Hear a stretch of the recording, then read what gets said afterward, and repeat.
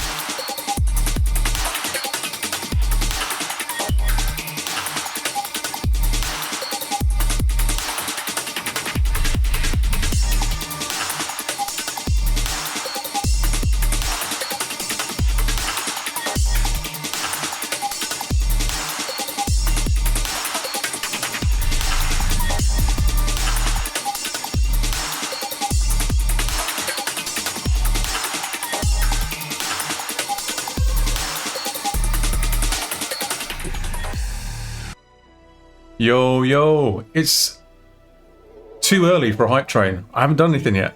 I haven't done anything for weeks. I'm really sorry I haven't been on, everyone. I think it has literally been a few weeks, no? I know it's bad because there are no VODs on my channel, and that's quite shameful. Hey, thank you very much, Phoenix. I appreciate it. What a lovely way to come back. How's everyone doing? How's everyone been? Yeah, I know, man. It's been a while. Well, I had this. I'm kind of losing track of time now. I was going to go on ages ago, and then I had like this kind of weird flu-y thing, and then I had another one like 3 weeks after that, and then I had a tooth out, and then we went to Poland like super last minute for Casey got asked to do a set there as Static Angel, so she did a DJ set in Poznan, and like I think it was the Wednesday I found out we were going, Tuesday or Wednesday, and she's like come running upstairs like, oh, what are you doing this weekend? Do you want to go to Poland? So that's what we did, and then I had to recover from Poland because it's different out there, man. Like the club we went to, it opened at midnight, and I left at 9:30 in the morning, and it was still going strong. And I think everyone else finished like midday, maybe 1 p.m. So it took me a few days to get over that, and then I went to see my parents, and now I'm here. But yeah, I've missed being online, missed streaming. Oh, Thompson, thank you very much, man. I really appreciate that. We got Nikki in here as well as Mama Jackson, Miss Jackson.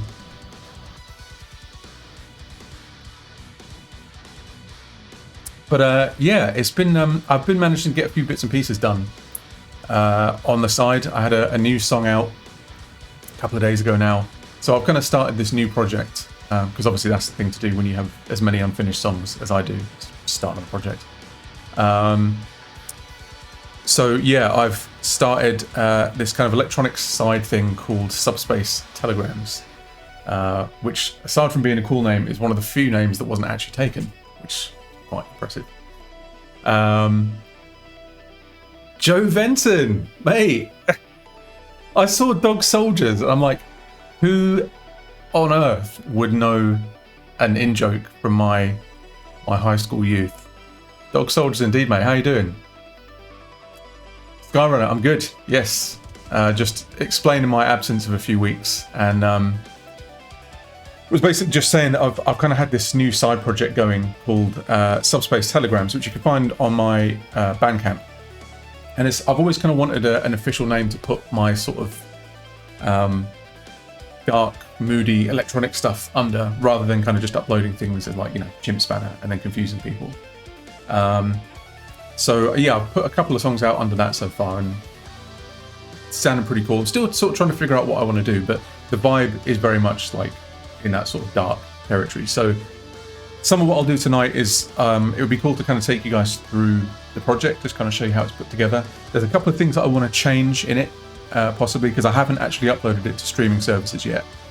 So I want to kind of get everything nailed down before I do that, and then I can obviously update it on Bandcamp and SoundCloud and the like, because you can change files on that as often as you want. So yeah, I did that. Probably would have seen that we had Hyperlight Drifter. It's not called that at all. That's a game. Hyperdrive, which was a song that I started working on the last time I was on stream. All I want to know is what you used for the vinyl grain effect. Yeah, I can show you some techniques for that, Shags, because it's not just as simple as, I mean, you can find like a lot of vinyl crackle effects like all over the internet, but there's a way to kind of process them that makes them sound like extra ambient and moody and stuff like that. At least doing better, bro, from the Flu. New hit song Hyperdrive. Yeah, no, I'm glad you like it. Hyper Pipe Dribbler. Yeah. That's me. Just 38-year-old things. TMI. So yeah, I guess we could man, just think before you speak. Yeah, exactly. Well, I am actually using audio loops, but there's a few techniques that you can use to kind of actually make it like in real time as well. But also like using the short loops can be good as well, because you get like another layer of rhythm underneath the song. But I'll show you what I did in the track shortly. First of all, let's take a look at I've got to stop wanting to call it Hyperlight Drifter. Hyperdrive. So we'll take a little quick listen through to it. Anyone that's not heard it yet, you can kind of hear it here. And then last time I was on, someone mentioned that they kind of wanted to go through what the mix was in the track. So I figured that would be a good way to kind of start, is we'll just sort of do a little mix walkthrough, show you some things that are going on. I mean, I could try and play with it, but it's been a while since I played it, so we'll see.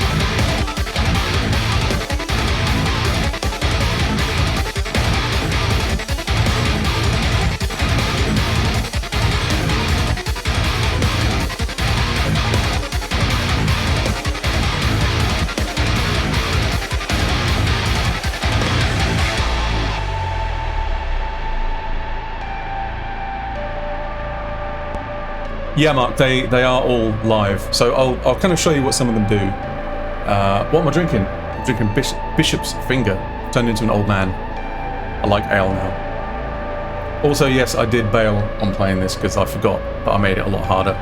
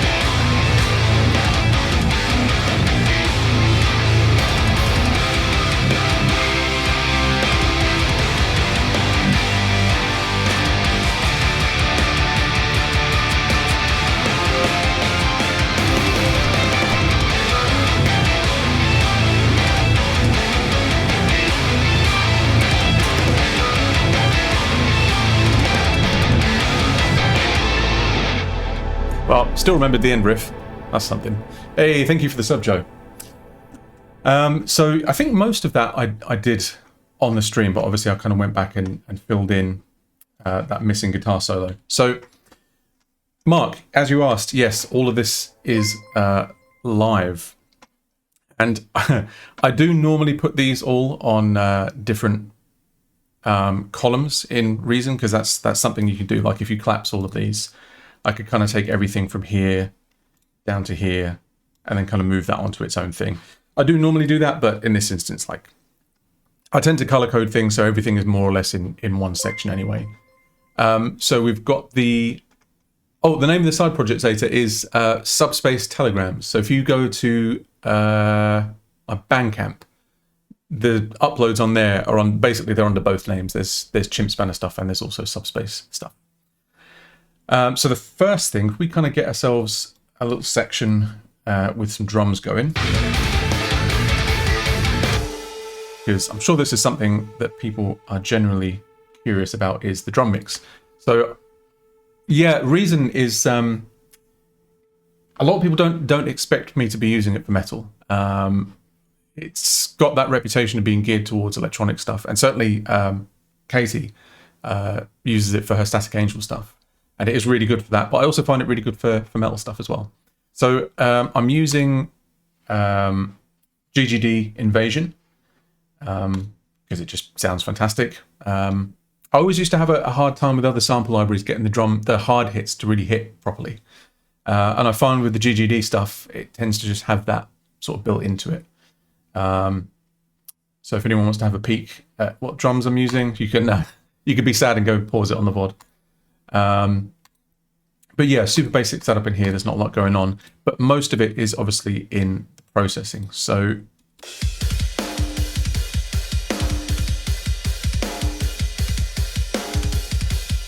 one of my favorite things, and I've talked about this before on stream, is I like to use this plugin called Disperser, which is by Kilohertz. And I couldn't tell you exactly what it does. Apparently it's like a phase sweep. So it takes the incoming audio and it does like a sort of phase or frequency sweep from top down to bottom. So the effect that you get from that, if I bypass it, you'll hear that the attack is very just kind of like, it's a little bit thinner. And then we'll turn it on.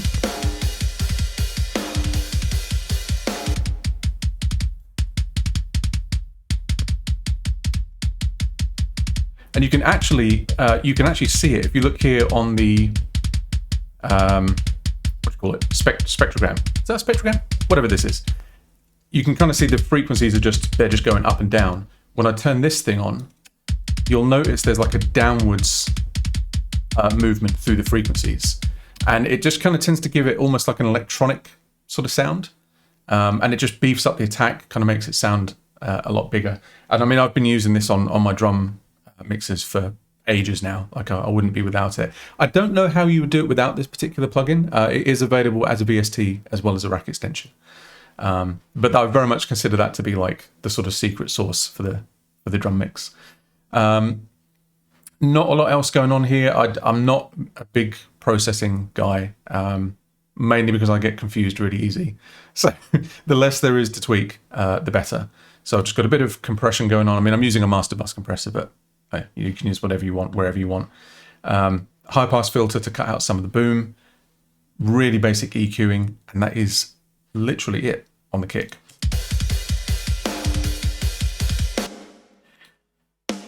Now, what I've done on the snare, this is the only channel that I do kind of do a bit more involved stuff with.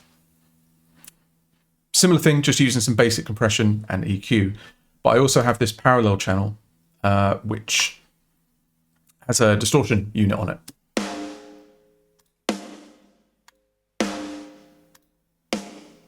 I just find that's a nice way to kind of bring out some of the sustain in the snare and the ring and everything, especially for like this kind of music. It doesn't work so well when you want to do like kind of more delicate playing, intricate programming like ghost notes and stuff. But when you're literally just, you just want to have a big fat doofy snare, I tend to like doing that with the distortion on the parallel channel. And then all of that is going into a group. And again, same way with the kick, I'm using disperser on that as well. So I mean, it's very subtle. I don't know how much you guys can hear it, but with it disabled, like it's got attack, but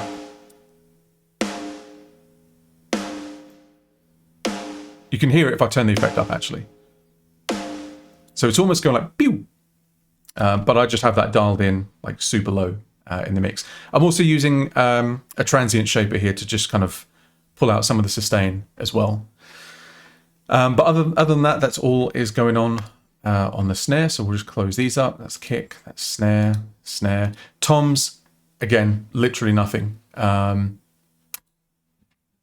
Just compression and EQ. And I actually kind of got this approach a little bit off of Nolly, because I was watching one of his kind of mix tutorial videos. And a lot of people were really surprised with like how little processing he does on things like the toms and stuff. And I'm very much in the same sort of mindset, when it comes to my drum mix. I don't like a lot of like hyper processing and stuff going on, unless the song tends to call for it. Also, I'm lazy. So yeah, not a lot to talk about there. If I just kind of arm this so you can... So it's really quite a roomy sound. I like a lot of room mic and ambience on my toms.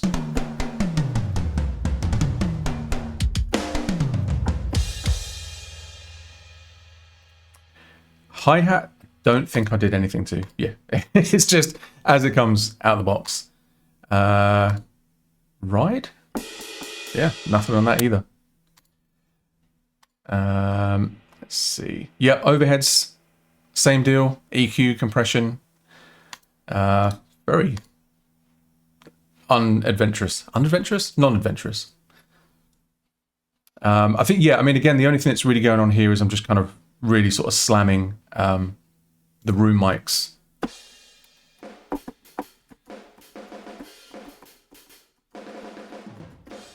But it's quite low back in the mix. I've also, I think in the plugin itself, I've muted the kick from the overheads and the rooms, just to kind of get a bit more of a tight, controlled sound on the kicks. Because I used to just leave all my bleed on, because I liked everything kind of like natural and realistic and stuff. But sometimes you have to kind of go in and carve specific things out. In fact, I mean, if I was to turn that back on, I mean, it sounds cool. It could sound good in the right song. But it's just a little bit flappy. I don't like it flappy. I like it tight. And then again, there's a bus here for the rooms. I think I'm just using that for level control, like where I want a dead stop. Yeah, to be honest, Mike, I never used to do stuff like that either. A little bit through laziness, I guess. And also because I was really just fixated on like, well, that's what you'd hear if it was all mic'd up and stuff. But yeah, I tend to do that nowadays. So we've got the snare group. We've already looked at that. And then there's just a maximizer on the kit. Nothing too special there, no saturation or anything like that. So next we'll move on to the bass. Now for the bass, I don't have a real bass guitar that can go down to match my 8 string at the moment. So I'm using the Avalanche, which is from Impact Studios, which is now Oderholm Studios, I think. It's Buster from Humanity's Last Breath. But yeah, I've been using this bass for a while now. Really like it just because it goes down so low. And if we listen to how that sounds.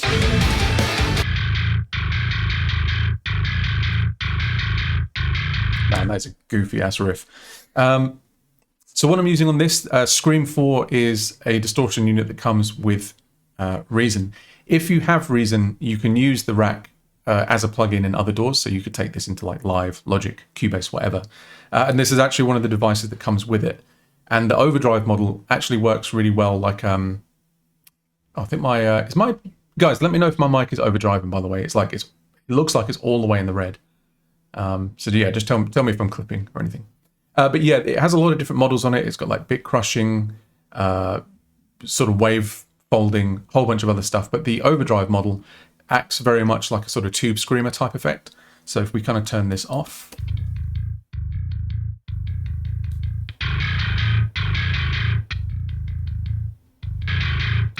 Yeah, I mean, it's almost kind of like dark glassy, I guess. The Cerberus amp is from Kuasa. Again, this is a native rack extension, but you can get this as a VST. I kind of switched between this and I've been using the dark glass neural model on some of the newer stuff. Yeah, I just kind of flick between the two. The one thing that I do really like about rack extensions, and I've sort of talked about it before, I kind of like that sort of real world paradigm. Everything's on the front. You've obviously got your back controls and stuff as well. And it just looks cool, I've had to do quite a lot of heavy scooping on this. I mean, if we listen to what this sounds like without the EQ on.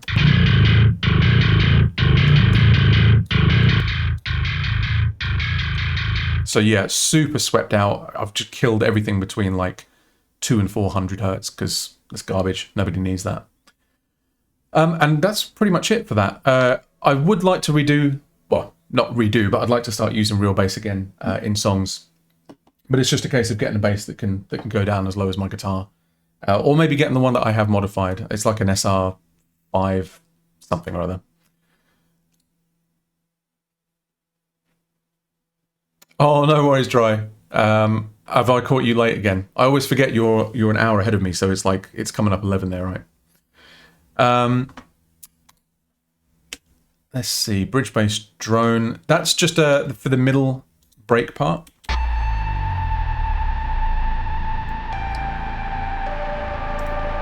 And anyone that has watched me stream before will know that I absolutely love Antidote from Synapse, which is made by the same people that make the Dune 2 and Dune 3 synthesizers. So this is literally just a super saw automating the filter, and it's going into the built-in drive unit. I don't even think there's any insert effects on it. Oh, hey Nikki. Yeah, no worries. Do what you got to do. It's all very boring tonight anyway. Really selling it, I've also put my bass on a sidechain group. So the bass guitar is sidechained to the kick drum.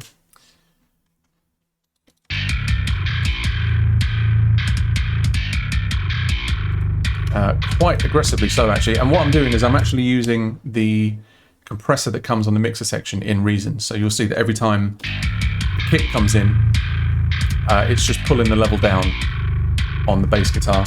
The way you do it in Reason is a little bit strange, and perhaps a little bit fiddlier than in other programs, but it's quite interesting. And it actually kind of illustrates a little bit how sidechaining works, because not everybody gets that off the bat. So this section here is where everything comes into and out of the DAW. So here's all of my hardware inputs, all of my outputs. So the master mix is going to, these are actually sort of represent the hardware jacks on the sound card.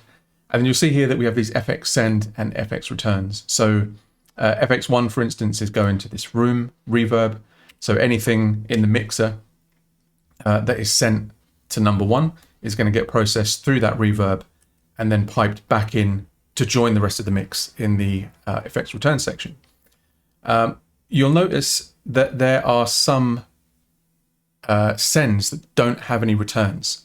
So what I'm doing is I'm sending the kick drum. Look here, kick drum goes out of send effect 8, and it's going into the sidechain input of the bass group, and then that's what the compressor on the bass is reacting to. And I think what have I used number 7 for? Number seven. That's yeah. So this was something that I think it was Brian Skeel. I don't know if you guys know him online, but whenever I send a mix out, because he has a really good reference system, he will send me back like a half an hour video where he's like listening to the song in real time, and then he'll stop and kind of give me his thoughts and stuff. I mean, it's incredibly helpful. The guy knows his stuff. But one thing that he suggested on this song was to sidechain the rhythm guitars to the snare drum, which is not something that I would have thought to do. But I guess it makes sense if you think about it, because there's a lot of crossover in frequencies between the body of the snare drum and where a lot of the meat in the guitars is. So if let's solo the rhythm guitar group and then listen to the snare, and you see the snare is going out of send 7.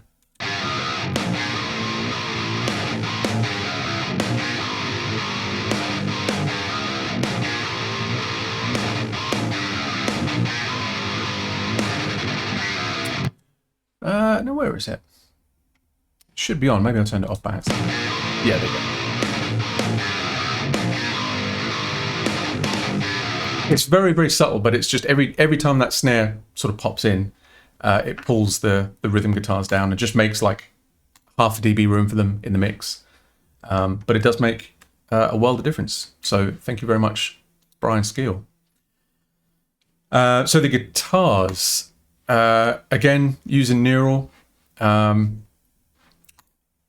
think this is actually pretty close to just like initial patch. I know that's really bad. Let's see what's going on here.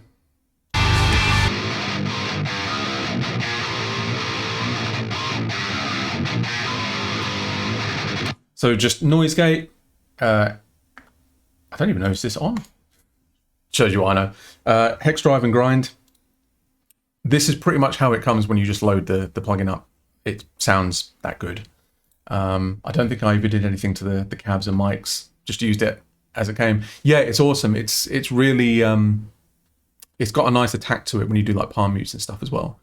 Also, one thing I'm doing, if we go on the group channel, actually no, I'm not. I was going to say that I was running one instance. So what you can do, or what I do sometimes, is I'll run 2 dry guitar signals into a single group, and then put Neural on the group and set it to stereo mode. I do usually do that to save CPU, but by the looks of it, well, you can't really see it because my face is over it, but the CPU meter is on like 1 bar. So I guess I've just used individual plugins. Yeah, I mean, all I've really done to this, again, just a bit of EQ.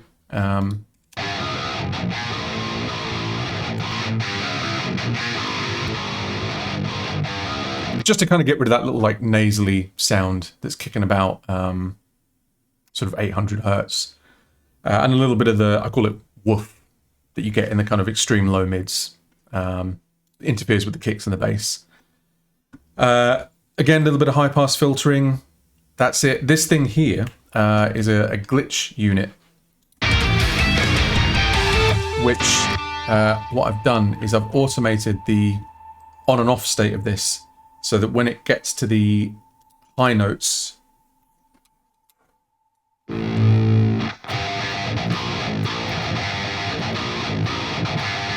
that high note is going to have like a gate effect put on it.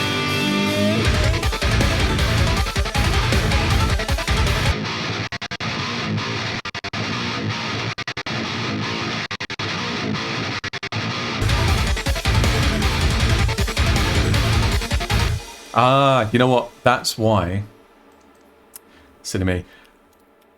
I did do the snare to the guitar sidechaining, but I did it on a compressor in the insert section, not on the mixer.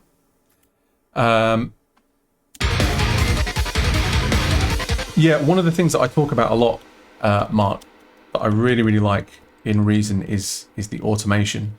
And what you'll notice here is that when you go into it, these are all the points that are controlling when it's on or off. But everything outside of it is going to go back to whatever that grey line is.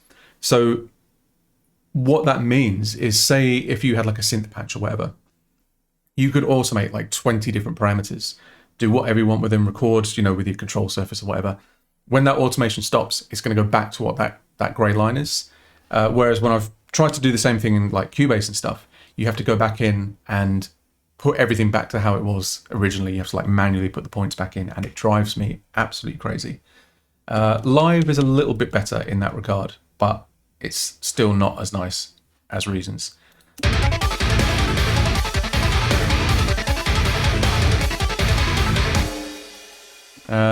What else? Intro. Pod Farmois. Interesting. Again, just neural stuff. I think, again, this is going to sound really bad. I think this might have just been like default. I mean, everything's at like 12 o'clock, more or less. So this was for intro layer guitar. Where does that happen?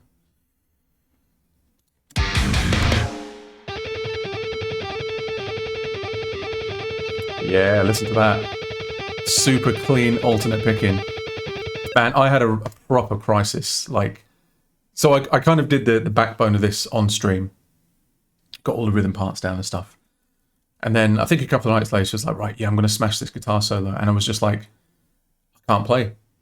I can't alternate pick. Like, there was no coordination stuff. I had a proper strop about it. Like, I went on Facebook and just did like a massive, 4-paragraph rant about how, I can't play guitar anymore. Why do I even do it? It sucks. And then I kind of just took a few days out, put my toys back in the pram, and everything was fine. Just happens, Let's see. Yeah, so for this mid solo, I believe, again, this is a Bassi, and it looks very much like default in it with the bass turned down. So yeah, if anyone ever asks me how do you get your tone, you just load the plugin.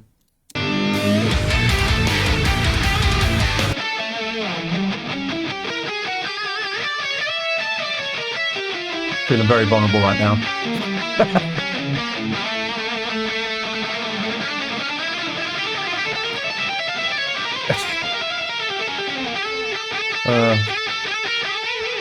Still not happy with my alternate picking. This is one effect that I really like in Reason. This is a native device, so it comes with the plugin if you were to use it in another DAW. But it has this really nice LFO effect on it. It's not quite a ping pong, but it does something to the delay that makes it really nice and stereo. So if I was to turn this down,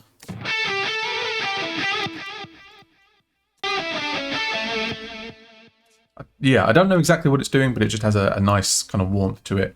A little bit of tape wobble and some limiting on the delay return. This also has a really cool feature. I haven't used it in this song, but you can actually take the delay has its own little mini effects loop. So if you wanted to put something on the delay tails, you could, well, for instance, let's do like a reverb or something.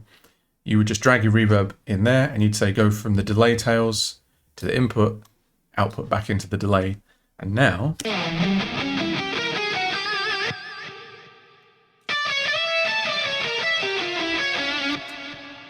so now you have like a kind of reverb delay. Very cool. Let's see what we've got next.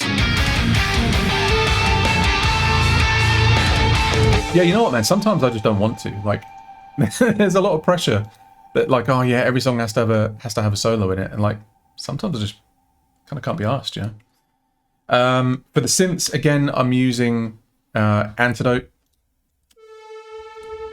and for these kind of like Blade Runner-y type things, again, it's super simple. This isn't even a super saw. This is just a single saw oscillator with some pitch modulation. So we're routing this LFO to the pitch of the synth, and then just whacking it through like a buttload of reverb. So what tends to happen is I like the effect you get when you modulate the pitch of a sound and then put it into reverb, because it kind of like, it all sort of blurs and smears into itself. I mean, well, if you listen to that same passage without any LFO on it, so that was on 25.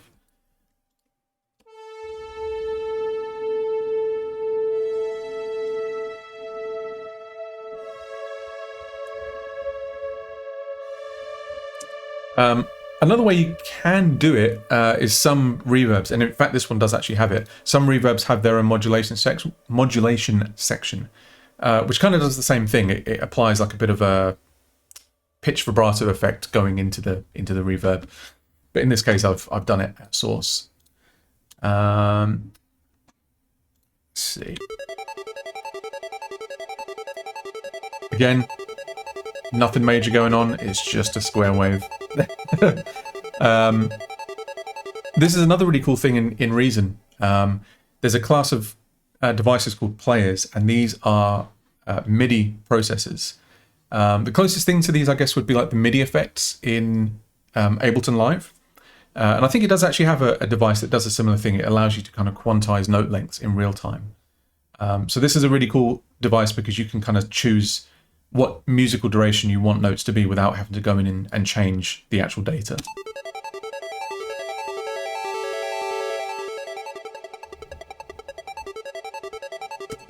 I think the only thing going on there that's cool is later on in the song, I've just automated up a 1 octave pitch bend, and that sounds really cool going into the echo effect, because you get these cool like kind of microtonal interactions in the delay. Man, it sounds so stupid on its own. Oh, yeah, this is, yeah, when you open a chest, right? So yeah, this sound is basically, it's just a sawtooth, and it's being frequency modulated by noise. So if you're not familiar with, synthesis, frequency modulation is just when you take the pitch of one thing and you use it to change the pitch of another thing. So typically you would change the pitch of this oscillator with another oscillator, and that's how you get those kind of like really metallic Sega style basses, like Sonic the Hedgehog type stuff. But if you modulate the pitch with noise, you get this really cool like chaotic sound. And I hear a lot of that in the Doom soundtrack as well. I don't know if that's what he actually used in it, but I like having that as a kind of layer underneath this riff.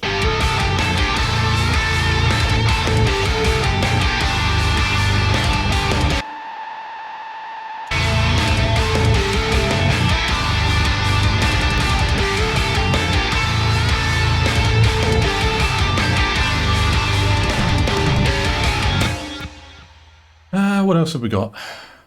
Believe it or not, that is all of the synths. There's obviously this pad. I'm going to go out on a limb and say it's Antidote, and it's a super saw. So again, super simple, just modulating a bit of cutoff on the filter, going into loads of reverb. It's a really, really cool synth. If you don't have Reason, the nearest thing to this would be Dune, or Dune 2 or Dune 3, because it's made by the same company. And it has this really cool unison section. All the unison is basically is it takes the voice or the oscillator and it just multiplies it and then spreads the pitch out between all the multiple copies. So a good way to kind of illustrate that is if we just go in with a blank patch. So that's just one voice, one oscillator. We can have two.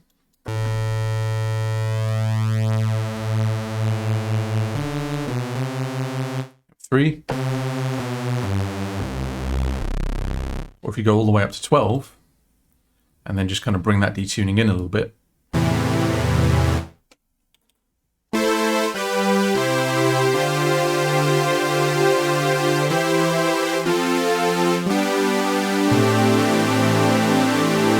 And then the other really cool thing you can do is you can spread... Hey, thank you for the raid, Nick. You can spread those unison voices out across the stereo field. So if you kind of take a nice sounding chord...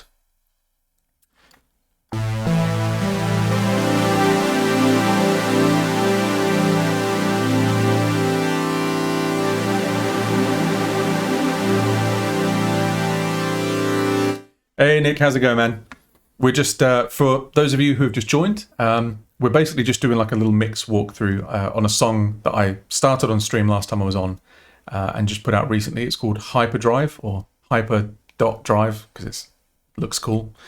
So we've literally just been going through pretty much every channel, just kind of looking how it's all put together. I am quite near the end, so you've missed that bit now, but we're still going to do plenty of stuff tonight. So you can catch this all in the VOD as well. But yeah, Antidote, really cool synth. As I say, if you don't have Reason, you can get Dune 2, Dune 3. Highly recommend that, purely just for its unison section. Mark, yeah, it's versatile. There's some things that it can't do. So like, for instance, you've got these two oscillators here. They don't really interact with each other in any way. So if we were to compare that with something like... Subtractor. So this is actually one of the first, if not the first synth that came with Reason, like back on version 1. So what you can do with this is you can take this oscillator, you can turn the second one on, set it to a different pitch, but then if we put the balance all the way back to 1, and we can then modulate oscillator 1 with oscillator 2.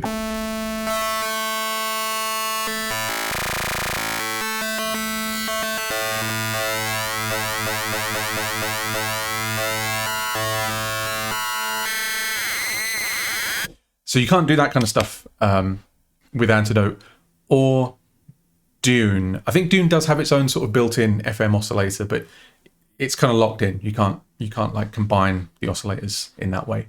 But it's got a really cool built-in effects section. I actually would compare it to can't really see it. It's out of shot. I have the Behringer DeepMind 12D, which is the desktop module of that synth. It's a 12-voice analog poly. And it's actually kind of comparable in that it's purely based around you just do the sound shaping with the filter and the effects section. And then obviously there's a mod matrix. You can sort of assign things like key, mod envelopes and stuff. But just with those tools, the number of sounds that you can get are pretty cool. So yeah, definitely check this out. If you want to use Reason in your DAW, you can... Oh, mate, how do I block? How do I block these guys? I don't actually have... any mods in here. Someone help me. I'll do it in a minute. Yeah, actually, how do you block people? Does anyone know? Click name.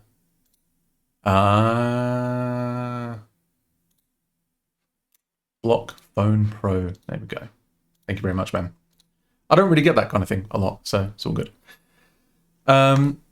Yeah, if you want to use Reason in your DAW, you can actually subscribe to, I think it's like $19 a month, so you can kind of just dip in and out as you want it. But it basically allows you to take the rack, not the sequencer. Well, it comes with the sequencer as well, but you can use this rack in Logic or Live or Cubase or whatever. And it comes with a ton of stuff. So basically everything that I'm scrolling through here, that comes with it. Most of these, except these guitarists, because I bought them separately. But there's a really cool FM synth there, a modular, strings modeling, all comes with it. And then you've also got your effects, which there are tons of, utilities. And then these players that I was talking about earlier, these are kind of like MIDI effects devices. Hey, Dunk, how you doing, mate? I did see your message just a little while ago, and I will shoot you my origin details as soon as I come off stream, and then we can play some Battlefront 2 together. So yeah, I think that's kind of most of what's going on. There's a little bit of extra synth work here. The piano, this is one, I mean, again, if you've watched any number of my streams, you'll notice that I use this piano quite a lot. If I could find it, that'd be good. What's it called? It's just called piano. There we go. But the thing I really like about this is you have all these different controls. Like, so I haven't really used a lot of it here, but you can turn things like the resonance of the other strings up and down. You can choose things like the hammer noise up and down, pedal noise. So if I go on this and we'll turn the pedal up, you can actually kind of hear it pressing the sustain pedal, which is really nice. If you turn the resonance up, you can hear all the other strings in the piano resonating. And one thing that I really like is it has this kind of timbre shift. So the default sound of the piano, it's going through a distortion, but it's nice enough, but you can then kind of shift all of the formants down.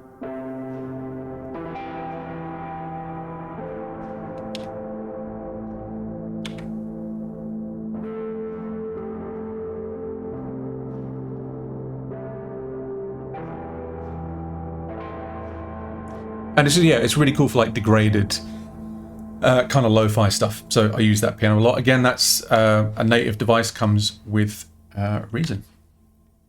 And I think that's basically most of it. I don't know why this is called End Choir Pad, because it's not a choir.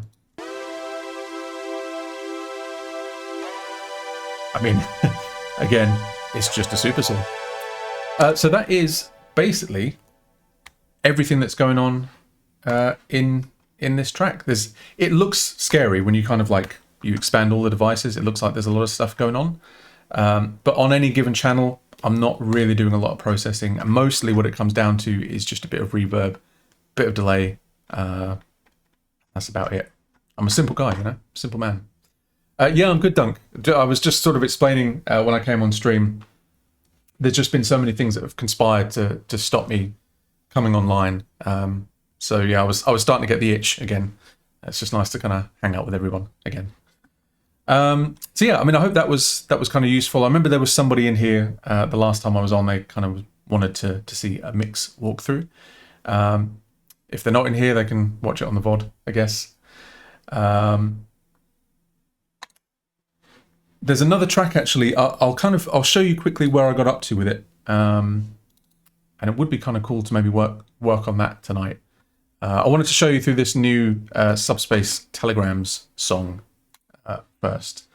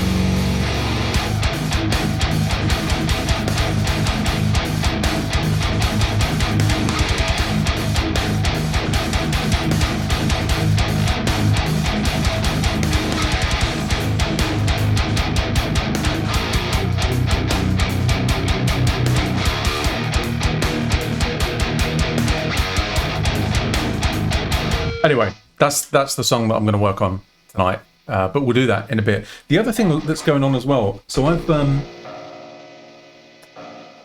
moved things around quite a lot in my setup. One issue that I have at the moment is if I turn my noise gate off, there is an ungodly amount of noise coming from my PC, which kind of sucks. It's not too bad at different angles, but the only way to really do it is if I sit over there. What I've actually done since the last time I was on, you can't really see it. I'll cut to a camera just quick so you can kind of see what's going on. So that's actually a duplicate of the setup that I have here. So it's another monitor that's kind of running a mirror display of what goes on here. So I'm actually able to kind of sit there and work all the synths still operate the door, because before it was like I'd go over there and I could do synth stuff, but then I'd have to come over here and do stuff in Live or Reason or whatever. So I can sit there and track, but I'm not set up to video it yet. I need to get yet another camera plugged in there, so I'm gonna have to just live with the noise, I think. But yeah, we'll come back to this in just a little bit, but I do want to show you this track that I was working on the other night. So for those of you that don't know, I've got this new little side project thing that I'm calling Subspace Telegrams, and I've always kind of liked doing electronic music, but I've never had an outlet for it, really. So it's kind of nice to have something that I can put music out under. I still need to sort my distro kit out so I can upload to Spotify under that name, because at the moment I only have Chimp Spanner and then just like my name. I guess I could change it. I don't know. So anyway, this song is a bit of an interesting one because it originally started life on the iPad. So I went through a phase of like I was trying to sort of make a mobile recording setup. Hey, Tapping, thank you very much for the sub. Appreciate it. And I spent a lot of time and money investigating all the different ways that you could make music on the iPad. And a few bits and pieces did come out, and one of them was this loop.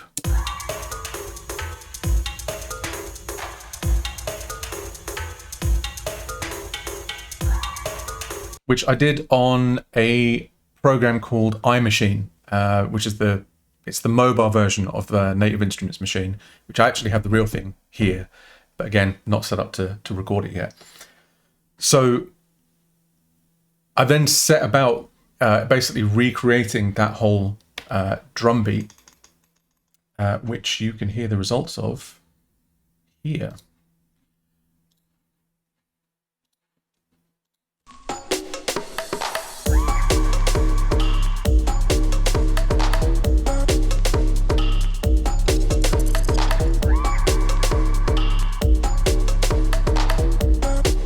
So what we'll do is, for anyone that's not heard it yet, we'll take a little listen through the song. We'll do a similar thing, just kind of go through and look at some of the cool stuff that's going on in here. Because a lot of these techniques that I use for the electronic stuff, I'm trying to kind of find a way to blend this sort of sound in with metal stuff. So that's kind of another part of the thinking behind having this project, is that I want a space where I can kind of work on different styles and different techniques and then bring it back around into the guitar-based stuff. So yeah, we'll take a quick sort of pass through this, and then we'll do the same thing, and then it'll be guitar time. We'll work on that song. Actually, who was it that was asking about the vinyl crackle, and are they still in here? Was it you, Mark?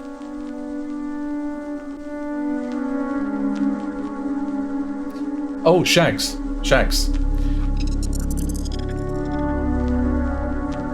Yeah, so I mean, this is probably not the best example because this is literally, it's just a vinyl crackle loop.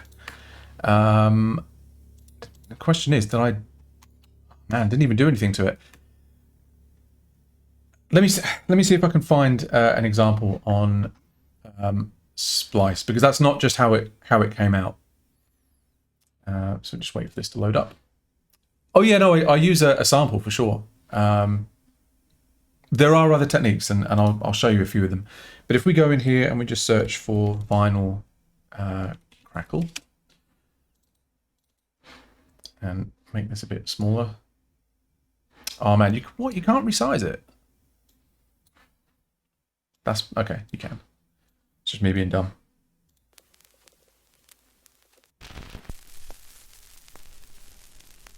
Okay, so that's a good example.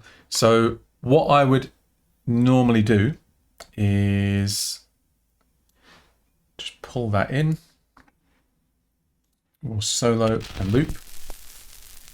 The first thing I like to do is I drop the pitch by like around an octave, and it softens up all the crackles. It's almost similar to what Disperser does, like on my kicks and snares. It adds these like weird kind of transient bloops. So it's not so much a crackle as like a bubbling sort of sound.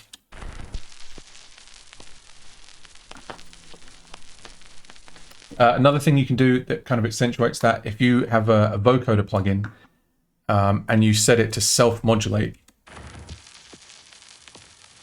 it does a similar thing. It really brings out like the sort of percussive parts of the crackle. And then you can do things like change the performance of it.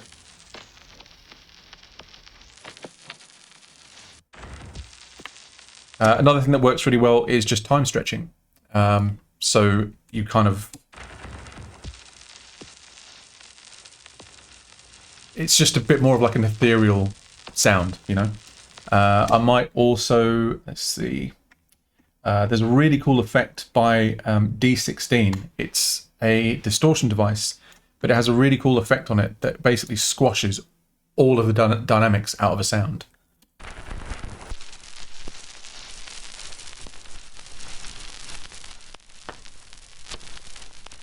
So that's another thing I like to do as well, is just like hyper compress it, bring that sort of noise floor all the way up. But normally what I would do is just like the vocoder trick. I think most vocoders can do this. The one in live certainly can. There'll just be an option in there somewhere that allows you to set the carrier as its own modulator, but you would have to kind of look at how to do that on, you know, on a plugin to plugin basis. Oh, hey David, how you doing? So, I mean, I say all of that. I'm pretty sure I did that. Yeah, it's downshifted. I didn't do the vocoder thing, but I did drop the pitch. There's also another really cool sound in here, which is an iPad app. And it lets you kind of play noise with your finger. It's a very strange app. I'll have to find a way to stream the iPad screen into the stream and show you some of the things that I use for that. But yeah, we'll give a quick run through of the song, and then we'll look at some of what's going on in a little bit more detail. And I'll try my best to shut up while I do it.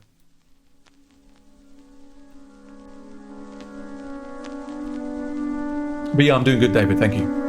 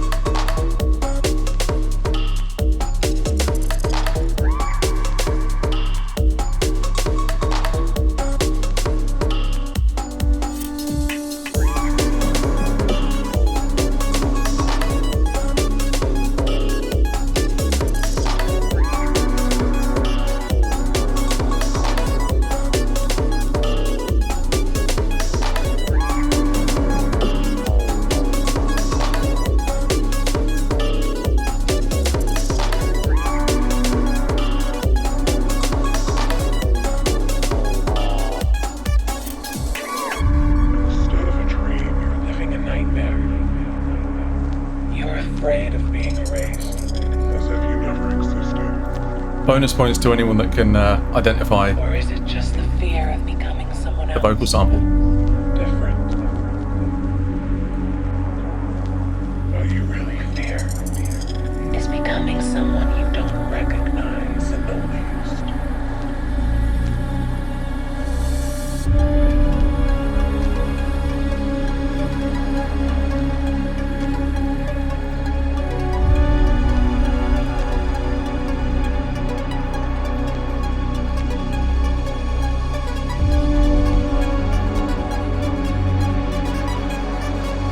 It's not Rick Astley, Nikki.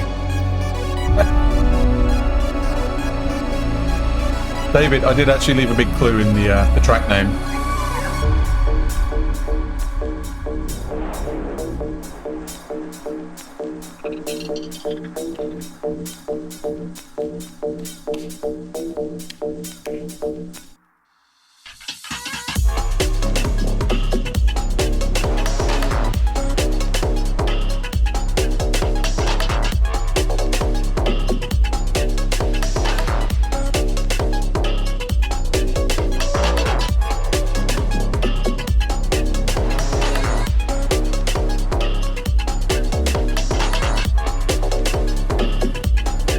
Oh, this track name? No, man.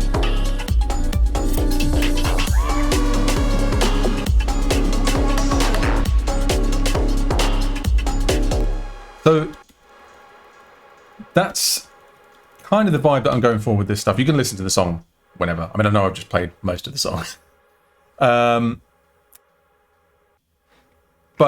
yeah, so what I'm kind of working on doing is like this kind of middle expansive part. That's kind of a sort of sound that I want to at some point combine with the metal stuff. And I always kind of hinted at it, I think, with my chimp spanner stuff. But the focus was always on the metal. So I'm kind of trying to use this project to develop some better technique at doing those big expansive sections and then kind of bring it all back around with the riffy stuff. So in terms of what's going on with the song, there's a lot of percussion sounds.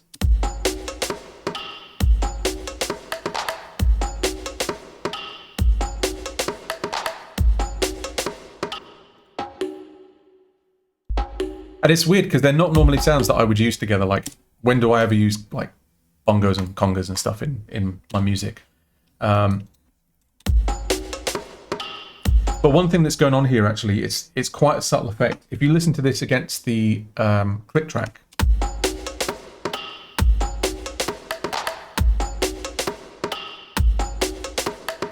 you might notice there's like a little bit of drift in the timing of the notes. And all of these lanes here, these note lanes, if I expand them, you can see what they are. You'll see that most of them, well, that should also be going to it, are going to these A1, A1, A2, whatever. And these are what are called groove channels. So the first thing that A1 is doing is it's applying shuffle in real time to the MIDI. So if you were to look at the placement of these notes, the musical grid is actually just sixteenths, but the groove channel is then applying swing non-destructively. So the really cool thing with that is that you can change the amount of swing that you have after the fact.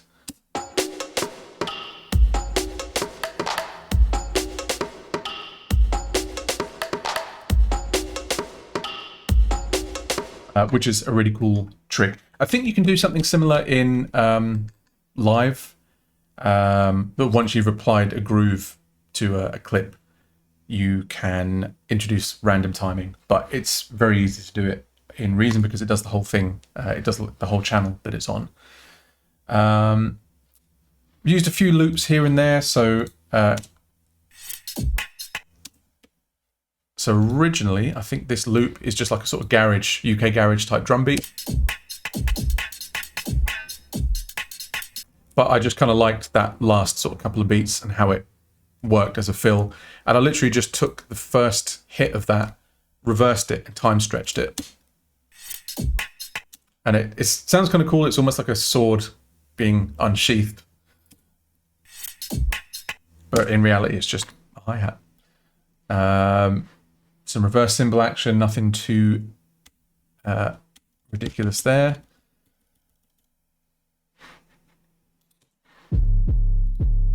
This is just like one of those like trap hip hop style 808 samples.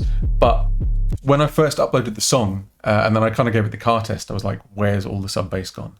And I had forgotten to use distortion. So that's another thing as well that I'm kind of having to learn how to do. There's certain things about my production that I feel they're still a little bit behind the curve slightly. And it's taken me a long time to get used to using things like distortion beyond just using it on guitars, you know.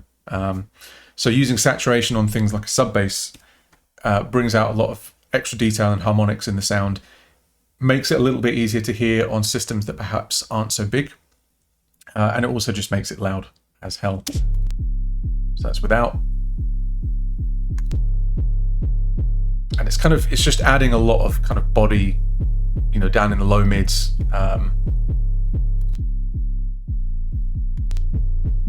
So that's something I'm kind of having to retrain myself, is, distort things, muck them up.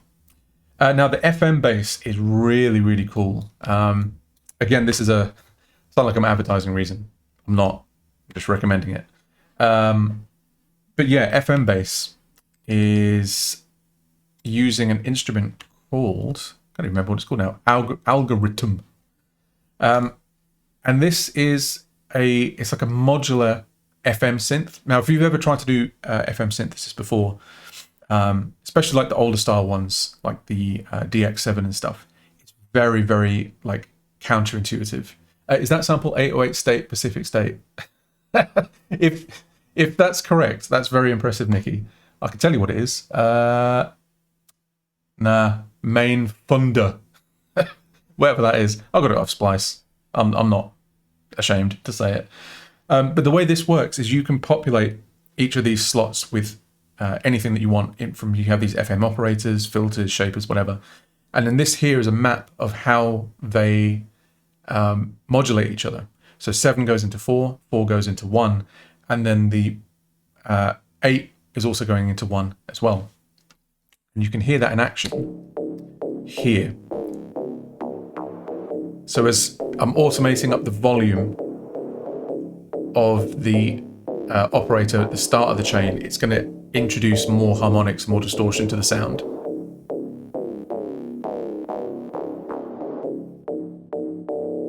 And I'm also modulating the release time as well.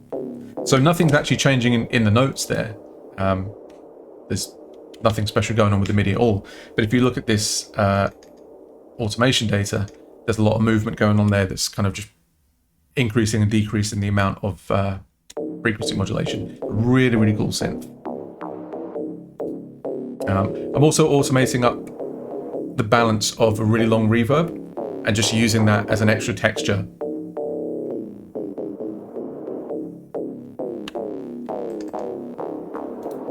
You can see that there. So this curve is actually automating the reverb mix on the bass, which is another cool trick. You can do that in anything, I guess. FM bass. I did use some pre-baked bass shots.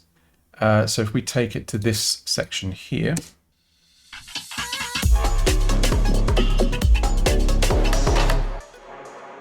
So let's see. I think it's all in a group. Bass detail.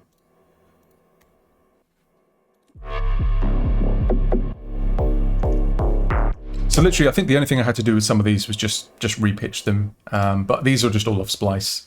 Yeah, I could have made them myself. Just chose not to.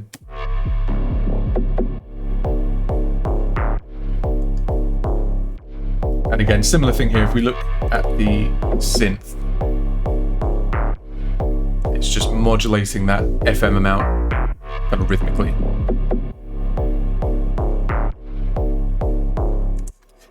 One thing that I did make myself, if any of you are fans of the Blade Runner 2049 soundtrack, there's this really cool sound in there. Like when I first watched the film, I thought it was the sound of like a ship or a car or something going overhead, but I think it's actually part of the soundtrack.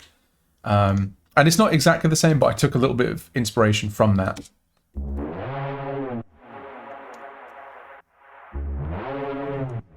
And that is basically,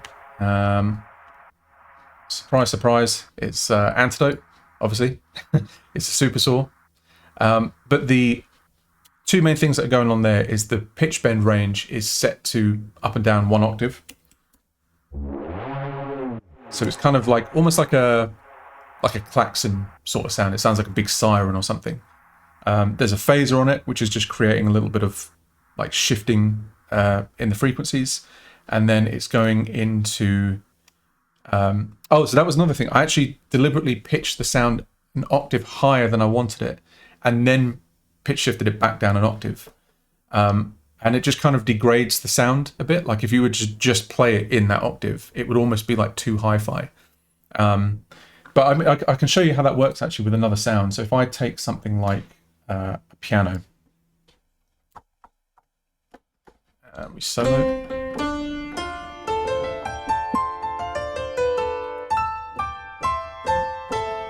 So I could just play that lower. But what works really cool is if you take a pitch shift effect, and again, you can do this with, you know, with any pitch shifter that you have in your DAW, play it higher and then bring it back down an octave. And then if you were to add to that, let's say we would use Devastator, squash the dynamics, and then just chuck a really big reverb after it or something. Some pre-delay, big time.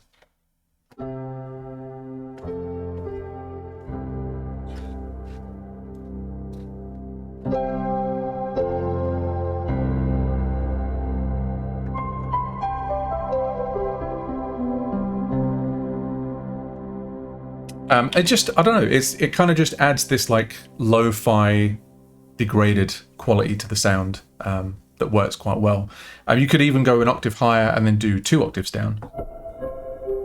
And then you're really kind of just like mangling the sound, you know? That kind of reminds me of Annihilation. It's like a almost reversed sort of thing. But yeah, I know that's just a cool trick for doing kind of like lo-fi sounds. Play the instrument higher, pitch shift it back down again. What else is cool?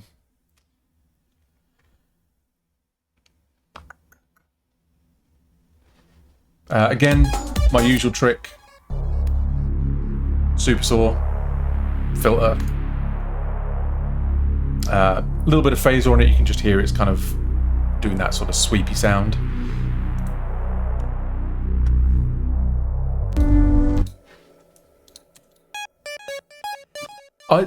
I did see a couple of comments, people that listened to the song, they were like, oh yeah, I'm really digging the song except for that arpeggio sound.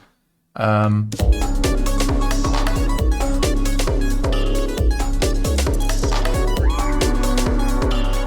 don't know, maybe I could do it with something else. I might try in a second. This sound here, the ethereal motif, was actually bounced. I think this was played in from an iPad instrument.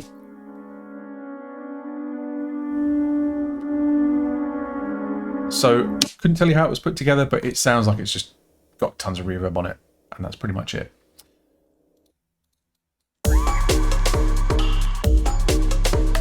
And believe it or not, that is actually all that's going on in the track. There's not a lot of tracks there.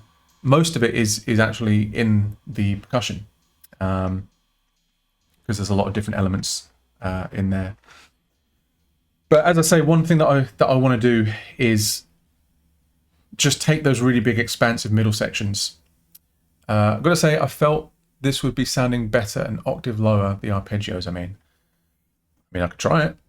Let's see. In fact, what I'll do, rather than change the MIDI data, I will just put a transpose control.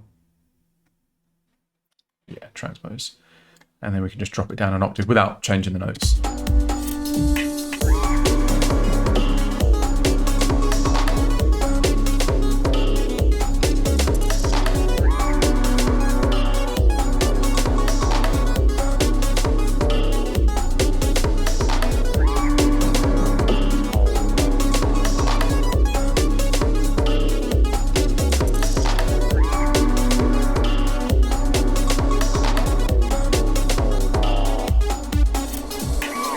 I don't know. What do we think? I think the main problem with it is that, like, sonically, it's very. It stands out against a lot of the other instruments because they sound quite organic. You've got that kind of shrieking vocal sample. The main motif sounds like it's on like a, Middle Eastern instrument or something, and then this thing kind of sits on top of it like it almost sounds like a chiptune lead. So yeah, I don't know. I mean, I could just try it with just while I'm here. Maybe like a tuned percussion or something. Like, I like how it works in the middle bit. The middle break sounds quite good. Instead of really. So I could keep that maybe like that. But in this bit, it does kind of stick out. Let me see. Let's try tuned percussion. And we'll pop that in between there. I mean, this could sound awful. Could sound way, way worse.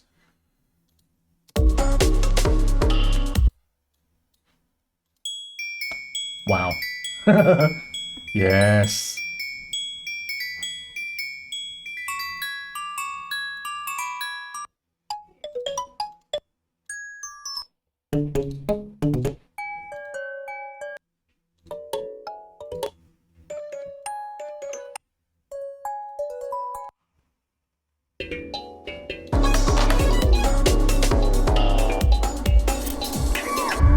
Instead of a dream, you're living a nightmare. Instead of a dream,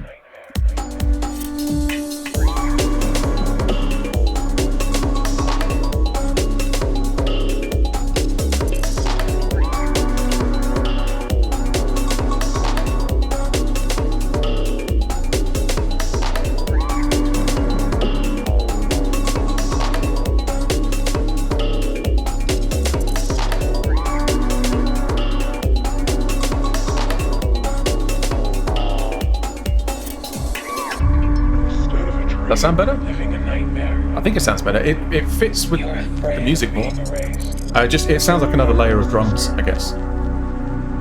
But then keep Or is the it just the fear of becoming someone else? Different. synth for the middle part. What you really fear Is becoming someone you don't recognize. is in the least.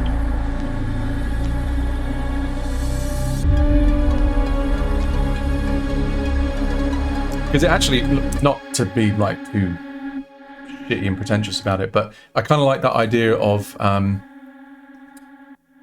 of reinterpreting the same phrase through a different sound.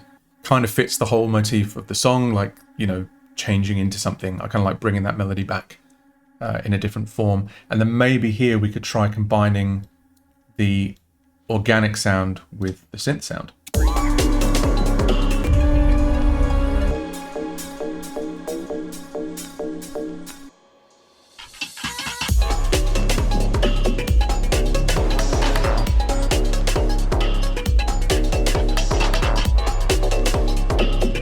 I think it sounds better on its own.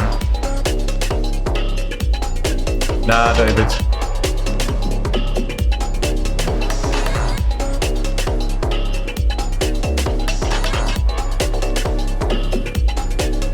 Yeah, look, I'll give you one more chance to get it, and then I'll just tell you. Instead of a dream, you're living a nightmare.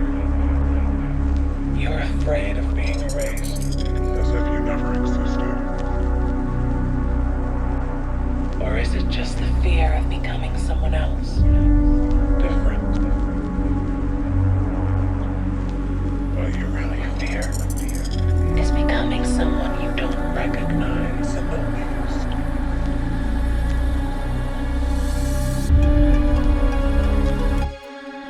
Yeah, I'll just tell you.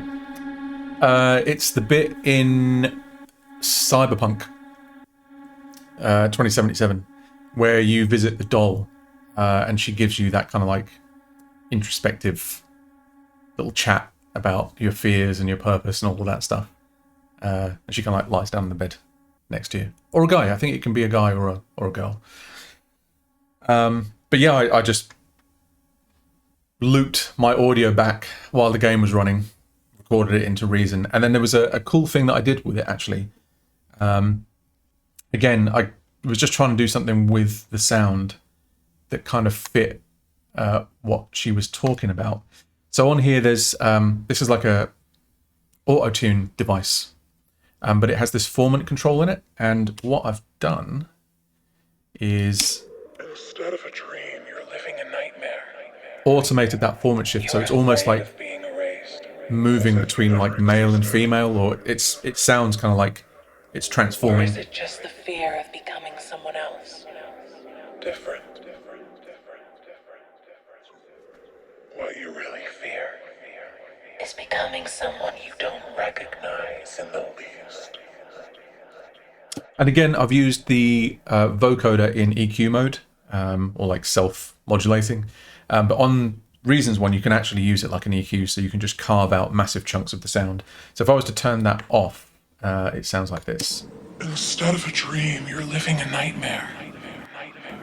You're afraid of being erased, as if you never existed. But there's a lot of music in there as well. I mean, I suppose, like, technically, probably shouldn't really sample Cyberpunk. I don't know what the rules are around that, to be honest. Like, I know people do that kind of stuff all the time. But it might be a good idea to just change the wording slightly and maybe get like Katie to re-record it or something like that. Just so I'm not kind of like dicking on anyone, because obviously their voiceover performance is as much, it's the same as like a musical instrument performance. So I feel like I would have to ask permission before I use that. Yeah, I know. I don't really know how it would work, but I kind of don't want to make any assumptions, so we'll see. Or maybe just kind of just keep it as it is, and then if I get any scary letters, just apologise profusely.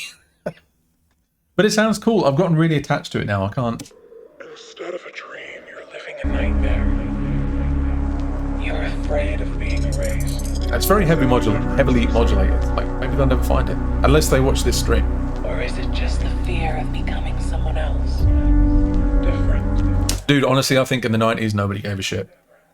Like, especially, like, if you listen to old video game soundtracks, you can tell exactly what song they were ripping off. And it's like, it's just the funniest thing to me, like, how lawless it was.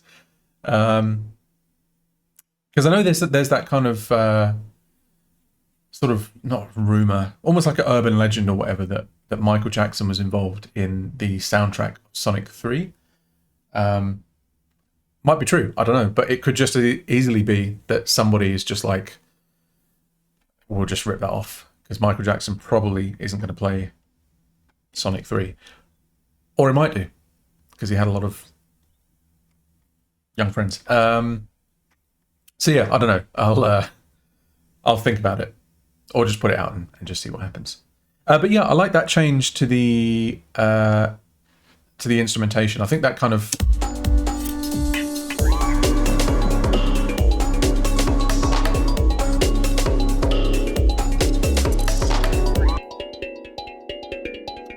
Oh, the actual sound is a bit... Let's see. It's very, what's the word, like enharmonic. Let's see if we can... Synapse.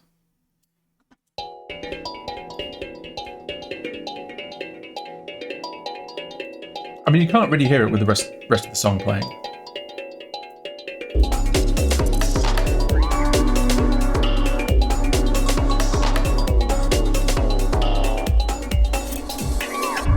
Instead of a dream, you're living a nightmare. Maybe... Let's try, because I don't like the way it kind of just ends with like a couple of delay trails. So I could either automate the feedback up as it gets towards the end of the passage so that you get more of like a lingering sound. Let's try doing that.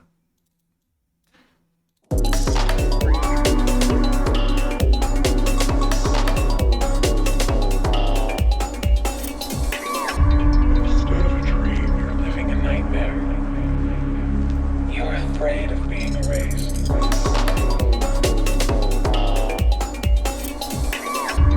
Instead of a dream, you're living a nightmare. And also, it shouldn't be like, what do you call it? I don't want it to be really rhythmic. So as that kicks in, we'll diffuse the delay trails. So it should kind of like blur it a bit.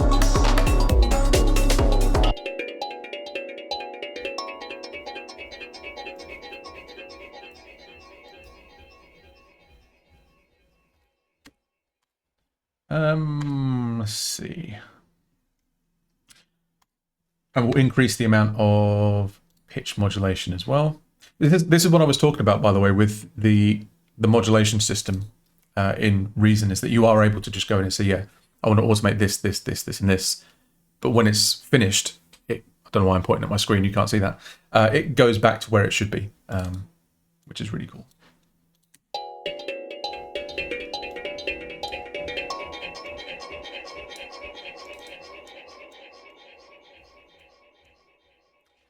And then I think just to add to that, let's have a long reverb, and we'll bring the balance of that in as it comes to the end of that.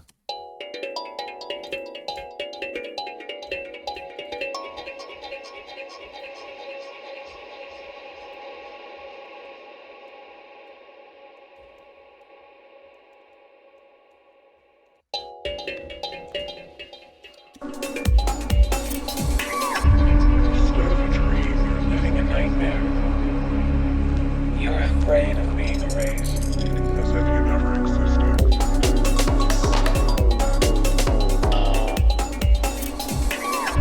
Instead of a dream, You're living a nightmare. You're afraid of being erased. as if you Yeah, never that sounds pretty cool. Or is it just the fear of becoming someone else? different. Yeah, honestly, it's there's a lot of things that I like about Cubase, but oh god, what have I done? The automation is just not one of them, and especially as well, like when you move parts around, you end up with like all these like loose, straggly bits of automation from like where the end of the clip used to be, and it's just a nightmare because if you then want to go in and like record a part in between two clips that you've moved, and you're like, why is there like 50 reverbs on everything and all the bass is gone?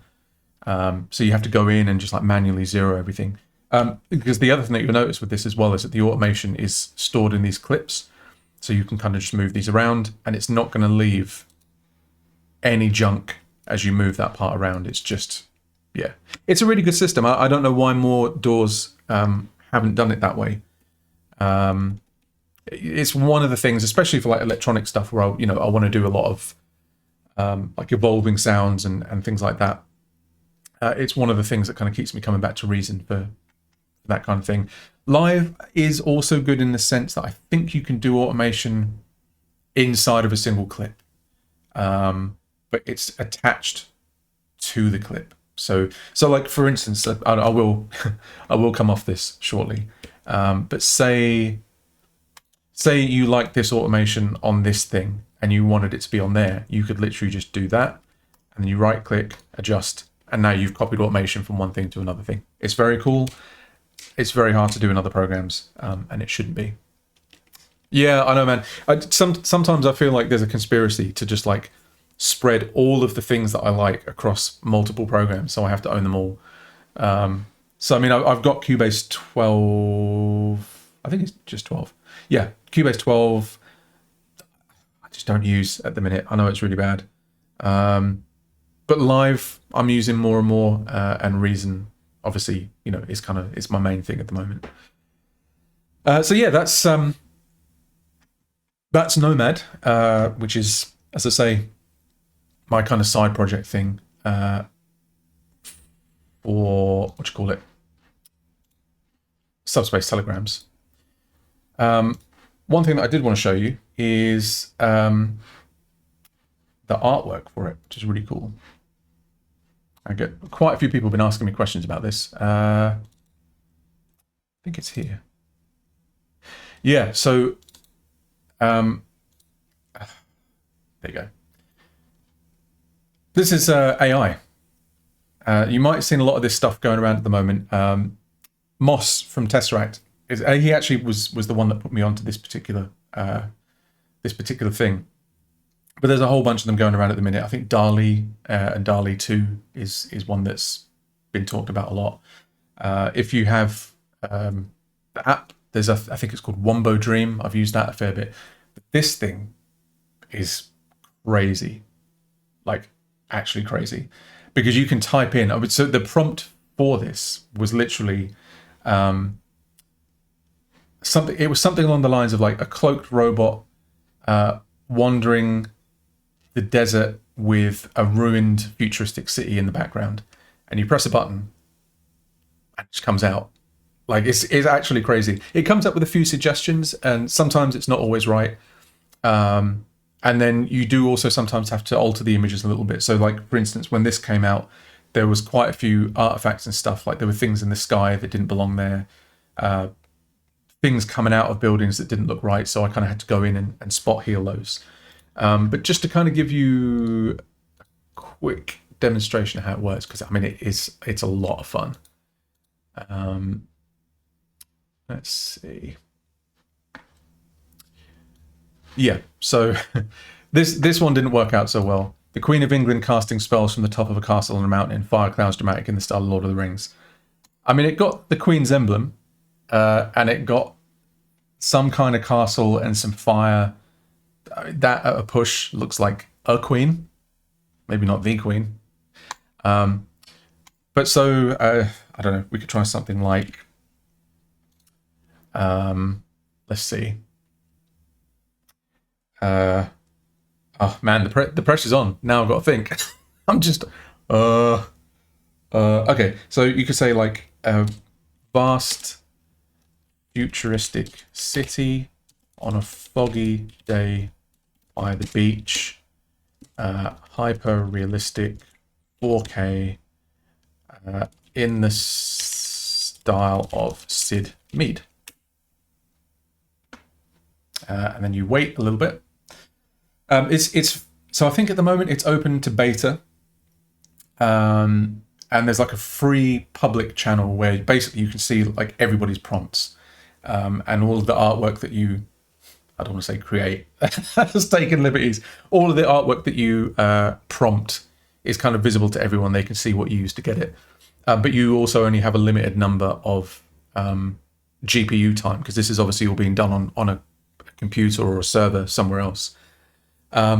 So if you have a paid account, you basically get like an allowance, I think 200 GPU hours per month, private mode. So it's literally, I have this bot that I have access to on Discord, and basically just do this all day.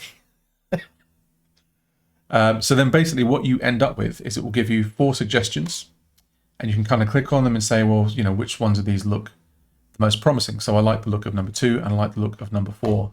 So then you can expand on those more, and you can say upscale 2, upscale 4.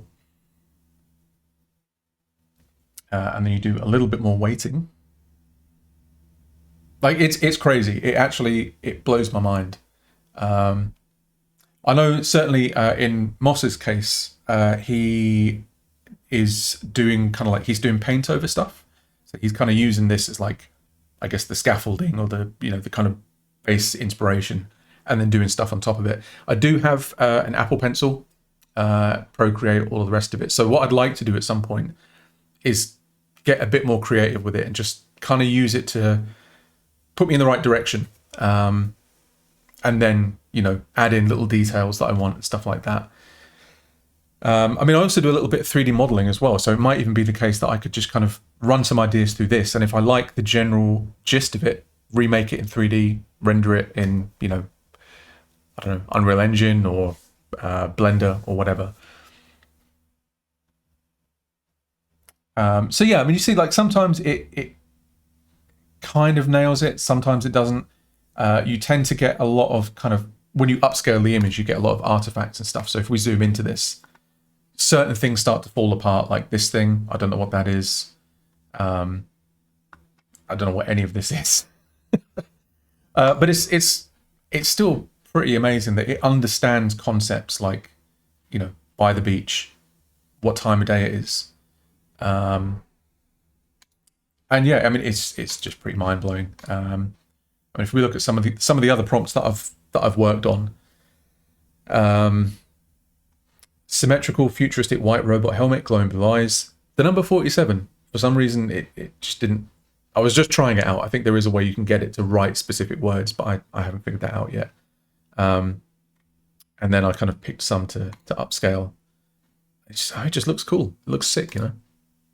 But the really interesting thing, and I was talking to you about this, Dunk, earlier, was that it seems to understand like emotions, if that makes sense. Like, I know it's not really like understanding emotion. I don't think it's like sentient. But like the prompt for this was just deep, dark melancholy. And it picks up things about melancholy that to me are more like abstract concepts, you know? So things like the positioning of the characters, the heads stoop, they look sad. I didn't specify anything about the color palette. It just kind of knew, you know, to do blacks and whites and stuff. This one was really cool, Grief and Acceptance. You know, it's a character consoling another character. I mean, that's the creepy thing to me. And obviously, like, when you boil it down, it's just numbers, you know, it's just data. But it's still kind of incredible that on some level, the AI has taught itself or been taught to make those connections between, well, that's the emotion, and this is something that you would do to somebody that was feeling that emotion. And it's just incredible. You know, this one, again, I don't know what this dude's saying. Looks a little bit like Snoke with a beard, you know. But yeah, it's like it's just incredible. It's really amazing. As someone who's not an artist, I don't know how artists would feel about this. I don't know how I would feel if there was a button you could press that would just like make a song. But it doesn't necessarily have to be, oh yeah, I tried this, it didn't work. Captain Picard and Commander Riker battling with lightsabers. I had high hopes, but it didn't come off. But my sort of vision for how something like this could work in music is, say in 5-10 years time, you know, you're on Cubase 20, whatever. And on the first install, you teach it all of your music. And then at some point you can say to it, what would I do next? And it will then use your stylistic choices and things that you would normally do and say, hey, maybe you could go in this direction. And then you could kind of use that as a reference, build off it, change things. So I think, you know, it's one of those things that it doesn't, oh yeah, that's me, that's my face. It doesn't need to be threatening to the creative process. I think it can just enhance it, and just take you in places that you might not have gone. I mean, a good example of that is, and I posted about this on Instagram the other night.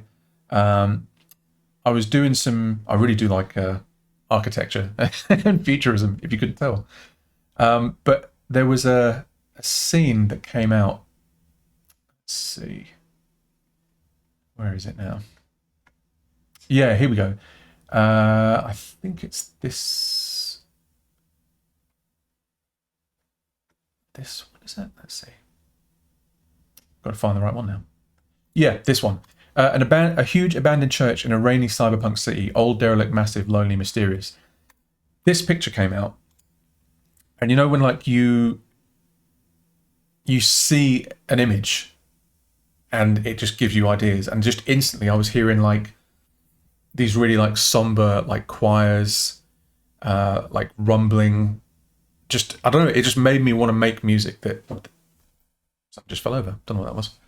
Yeah, it made me want to make music that fit the image. So I think that's another really interesting application, is just to kind of use it as like a jumping off point for, you know, for ideas. So yeah, it's really, really cool. I just realized I've been talking about this for about half an hour and you've all come here for music, but it's just, I find it really, really fascinating. You know, and I think it's, as the technology matures, I mean, there's already better AIs than this out there. DALL-E 2, from what I can tell, is kind of like the gold standard at the moment, but I haven't found a way to actually be able to use it. I think you have to know coding to like be able to implement it in your own. They've made like the API is out there, but I don't know how you use it. But yeah, that's where the artwork for Nomad came from, and this is how Nomad was put together. So hopefully that's been mildly interesting to somebody. So I think what we'll do, because we've still got Super Duper open, is do a little bit of guitar tracking, and hopefully the background noise from my PC won't be too bad. If it is, I can always just go back and, just retrack. Oh, that is quite bad though. Maybe if I change that. Sweet. I just knocked a light over.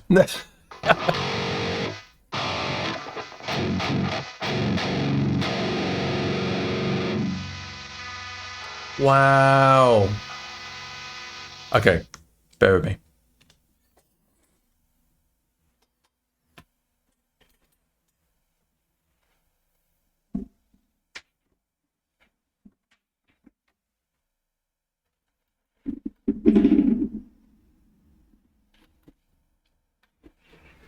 Oh man, now I've got to find my light. Drop my light under my desk and everything.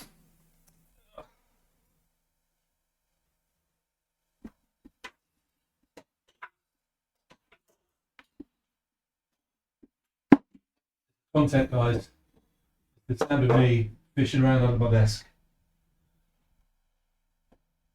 with a sore ass. I'll tell you what, I went bowling with Casey the other day. First time in ages. And my ass feels like it's been kicked like 1,000 times. It's insane. Because that's what happens when you don't like move or exercise,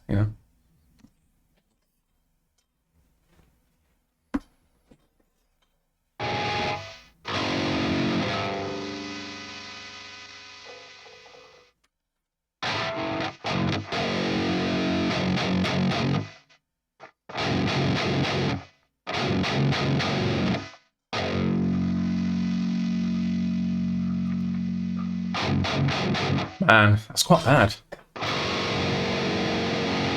Maybe if I do it at this sort of angle, it's not too bad. I mean, ideally, well, this is for another time. I'll have to move things around.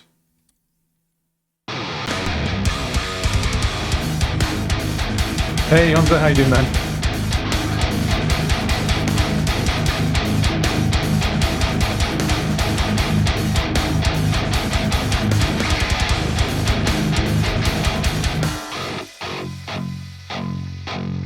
Oh, that's so bad.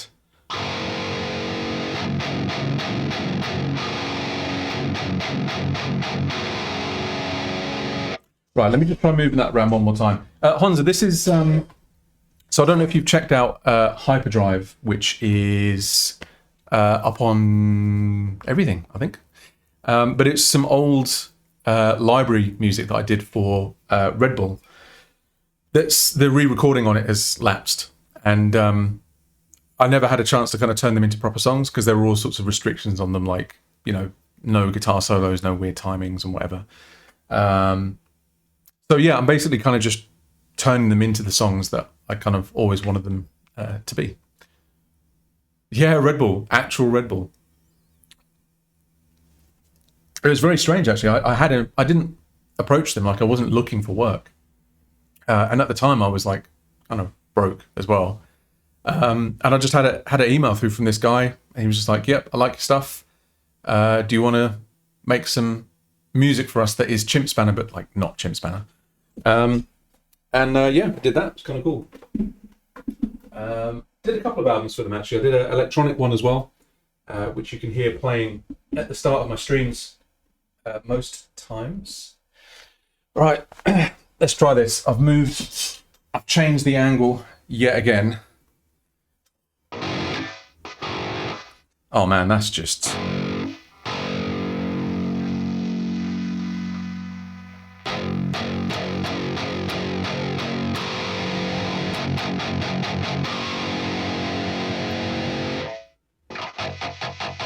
so bad. Sorry guys, I know this isn't exactly riveting viewing, it's just me trying to figure out how to record guitar. The thing that sucks is where I've moved my tower. I think it's worse here than it used to be on the other side, but all of my equipment is over that side, like all of that stuff. So yeah, I'm gonna have to figure out something. I do wonder actually. Does anyone know? This is a bit of an obscure question, but is there such a thing as like an EM shield or something? You know what I mean? Like a screen that you can kind of put in front of the thing that's creating the noise. I don't know. That seems like something that exists, and if it doesn't, someone should make it.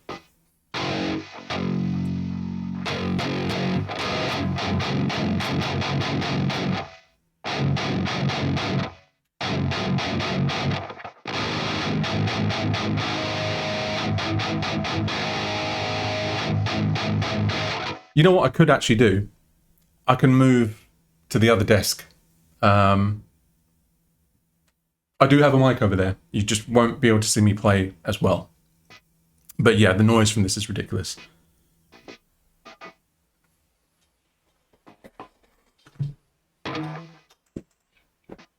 Wait. Right. 1, 2, 1, 2. Can you guys hear me?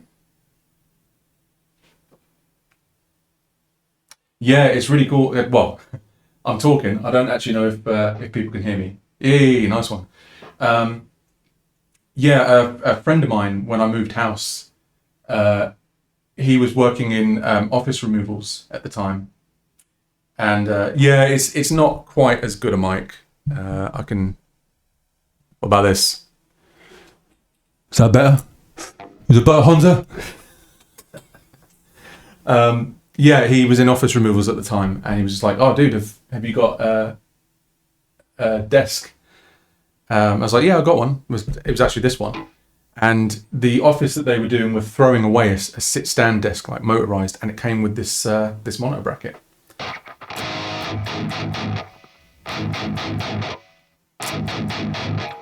Right, let me just re-angle base unit. I think this should be a bit better.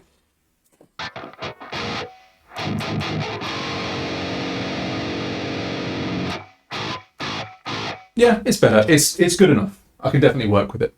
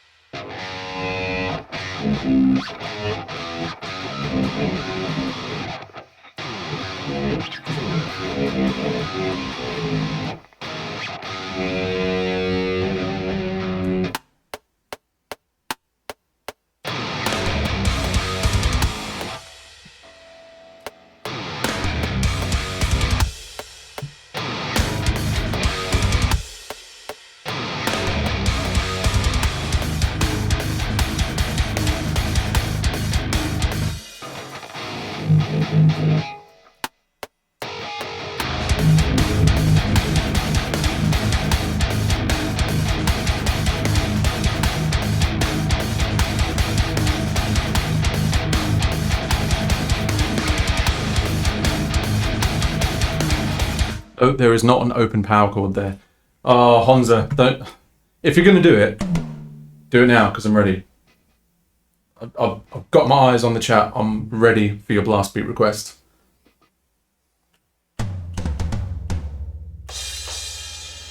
Ah, you sure? I'll tell you what. You can have one on the house. This is just for you.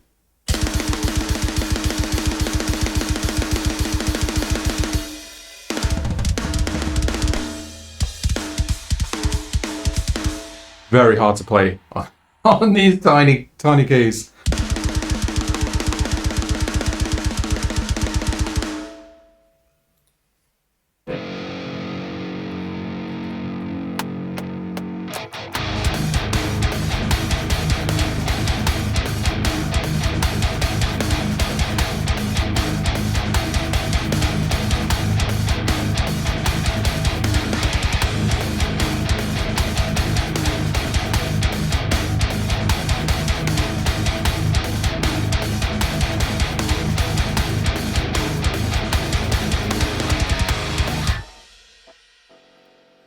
Nice. Oh, I keep hitting the wrong key. So this is an Apple, like a Magic keyboard thing that's also paired to the main PC, but the buttons are all in different places. So I'm gonna noob out. I'm just saying.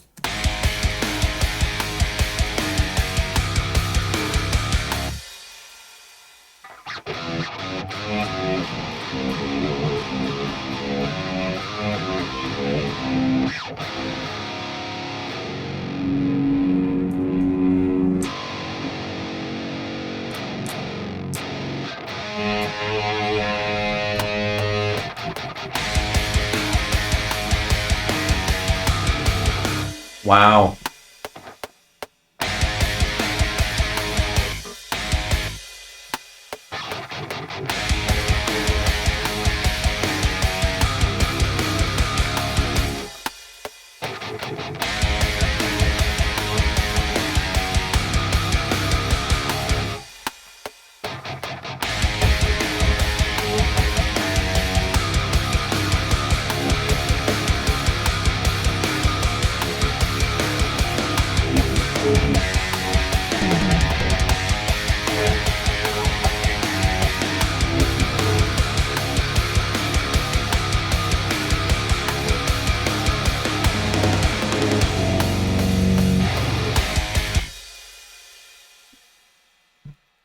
I mean, the Doom soundtrack is a very... Oh my god, stop pressing start. Is a very fine reference. I wish I could write music like the Doom soundtrack. I've tried, but it's just not the same. Dude, are you serious?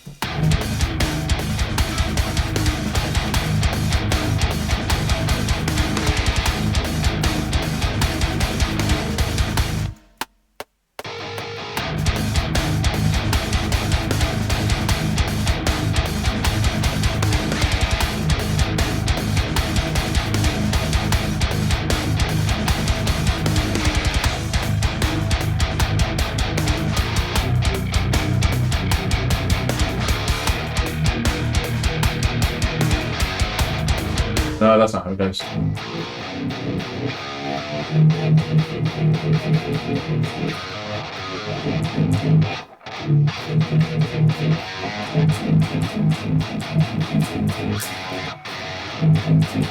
This song, by the way, will make a lot more sense when it has like rhythm guitar on it. Not rhythm guitar, lead guitar. Thank you very much for the follow. Goff. I do actually have a cool. I do indeed have an activity feed on my phone. Nice.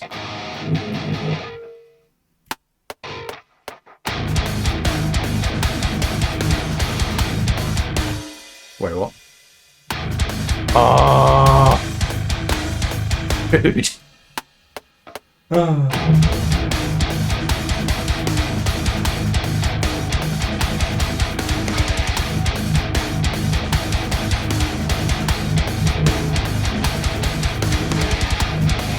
Oh, no worries, Mark. Thank you very much for hanging out, and I will be back on sooner than several weeks next time.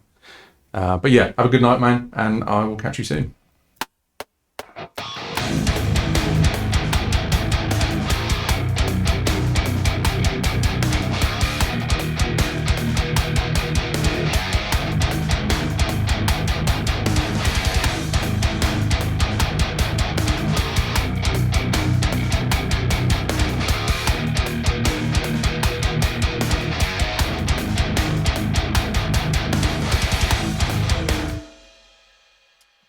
No worries, mate. Again, thank you very much for hanging out. If you haven't already, join the Discord. I don't even know. Can someone else put the link in there? I'm too far away from my stream deck. I can't do it. But yeah, I always sort of hang out in there. In fact, to be honest, I'm on Discord like just all the time. So yeah, if you ever want to hop in there, say some stuff that you want to see on a stream or whatever, then I'll see you in there. Did Stream Elements... Did it know that because I just said Discord? Oh, no, Doug. Okay, yeah, thank you, Doug. Appreciate it, mate. I thought it was like some Skynet shit going on for a second. But it's just Dunk. Who needs Skynet when you've got Dunk?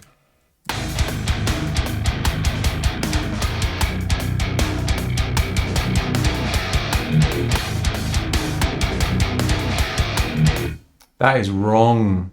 Oh, no, it's not.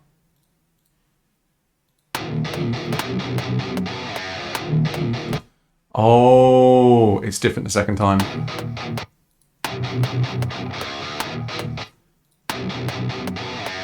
Do. I swear to Christ if I open the start menu one more time.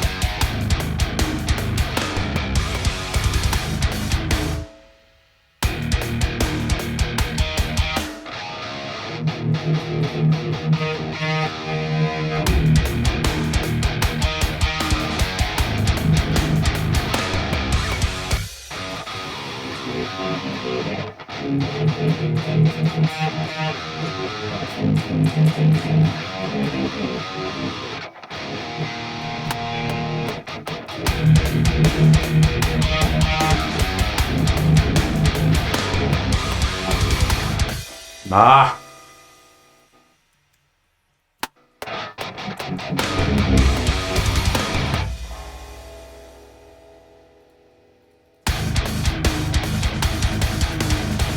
I think this I can just reuse from here.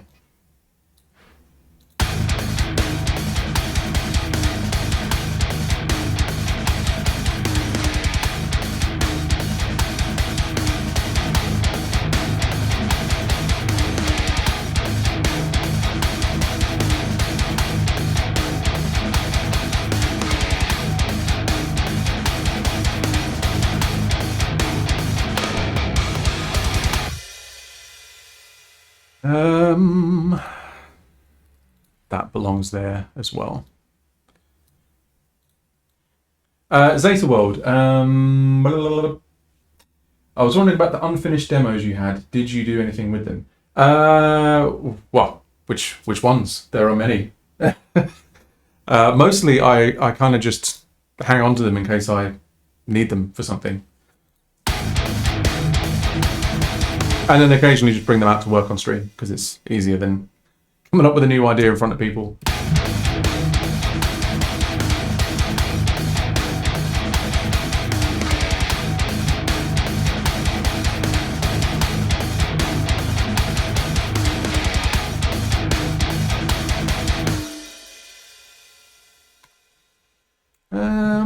Let's see. Yeah, this whole setup, to be honest, like I like how some parts of it work. Like this whole synth area is really cool, works really well. But the guitar setup at the moment is so convoluted. Like it has to go through the pod and then out of the pod through SPDIF into this sound card because all of my analog I/O is taken up at the moment. Kind of sucks. So I'm looking to get the you can get like an expansion board or an expansion module, like another 8 inputs that connects to the Focusrite. So I'll get that at some point. So I think I'm going to have to refer to the original here because I actually can't remember what it does. Old data, my work. Red Bull, metal album, MP3, Stupa Dupa.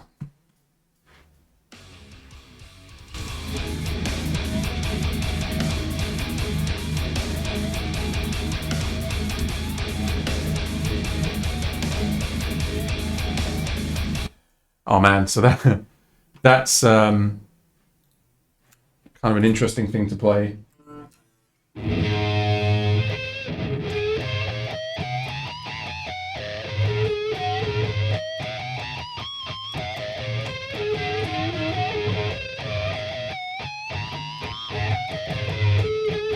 What if I could do that just normally?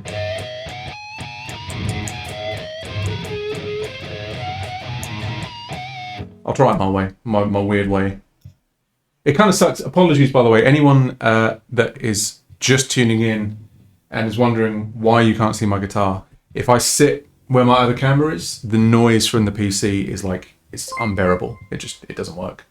So apologies for that. I am going to try and fix that for the next time I'm on. It's going to involve yet another rewire. But apparently I love doing that. So there you go. Thank you very much for the follow, Dawson.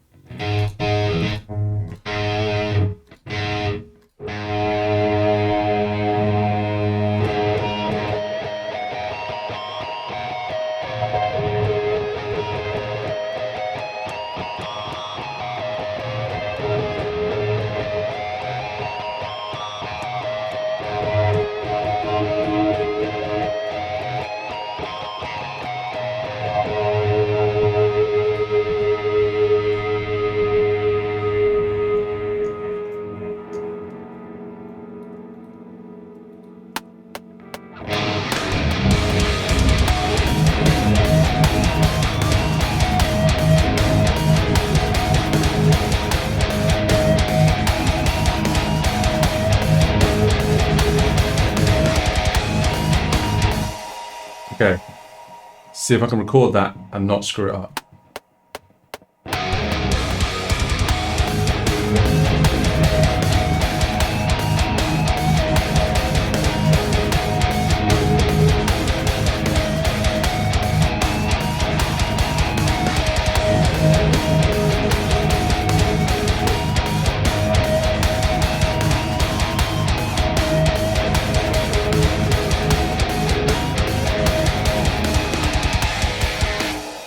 I mean, it's okay.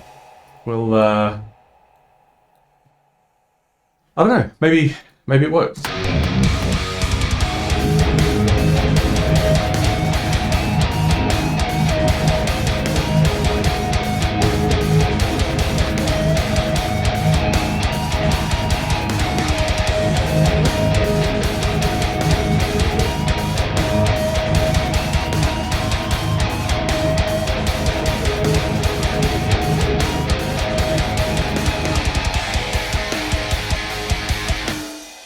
But then, oh my god, stop pressing the start button, you idiot.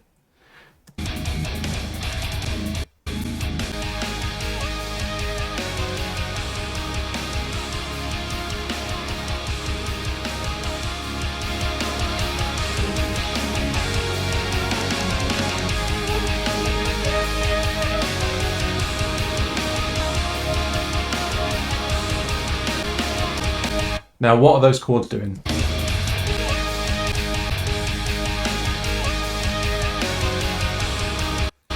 Okay, we'll figure it out. Figure it out as we go along.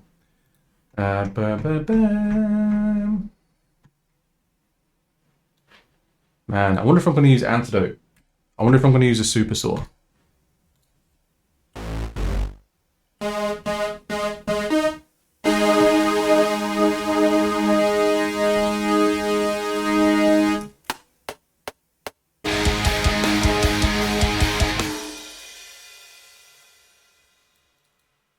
Let's see.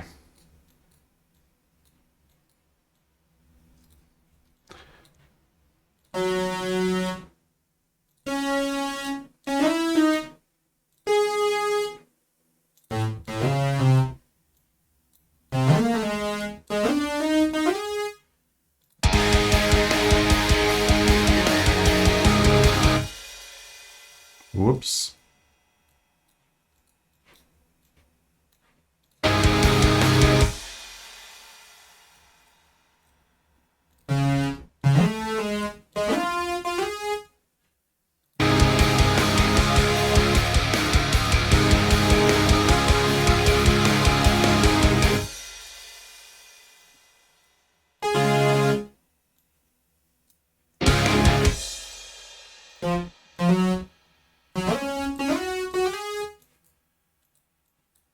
Ah!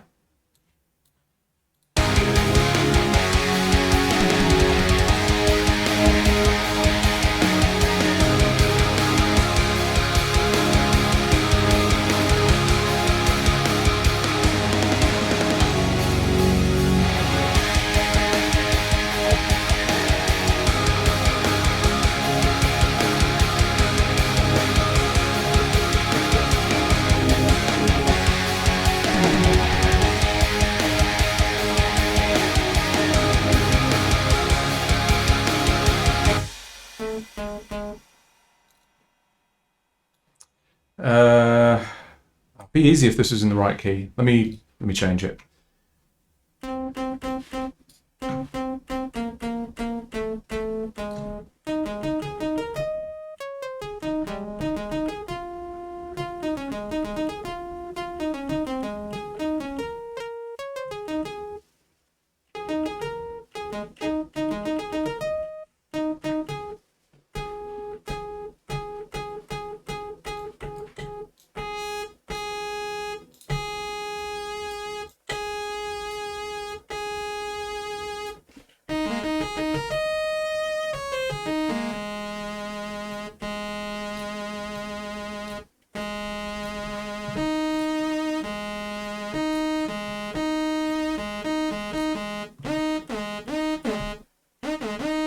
Oh no, that sounds goofy. Bit of delay on it. Ah! Yes, mate, do it. Get in the studio. No time like the present.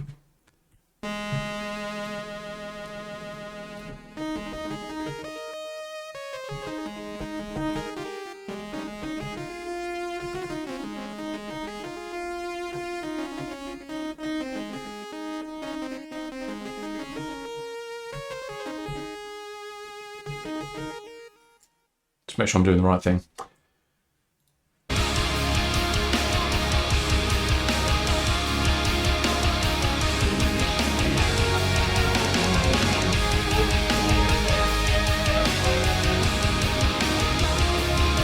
Yes, I'm going to have to put the little pitch bends and stuff in afterwards, but it's fine.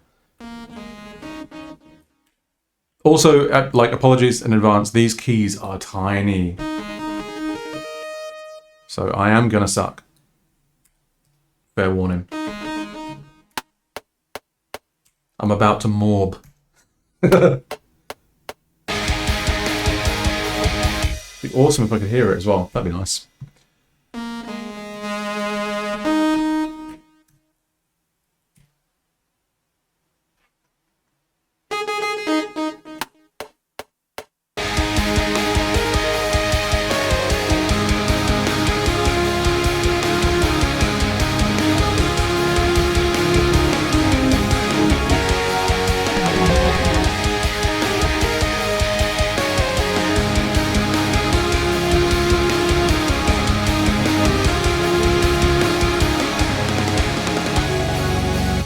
One more billion streams.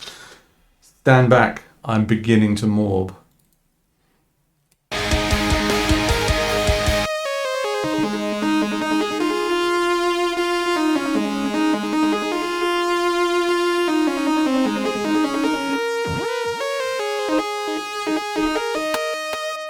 Wow, that's not even what I played. Duh.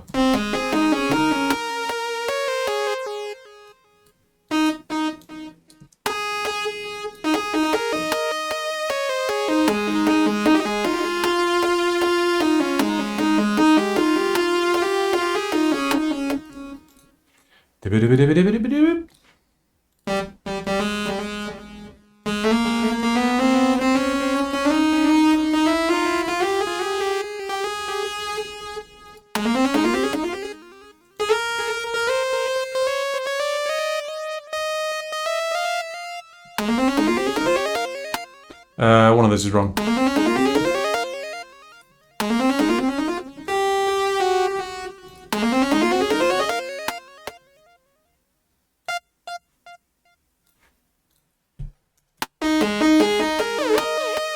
Oh wow. Set that to 2 semitones.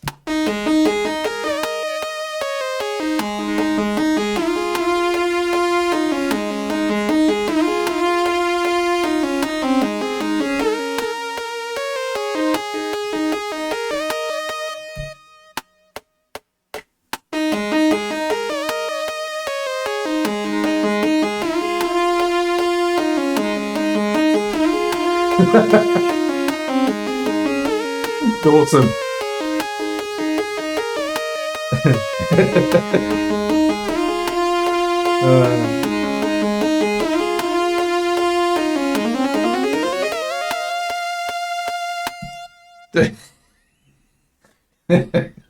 Oh, stop, please.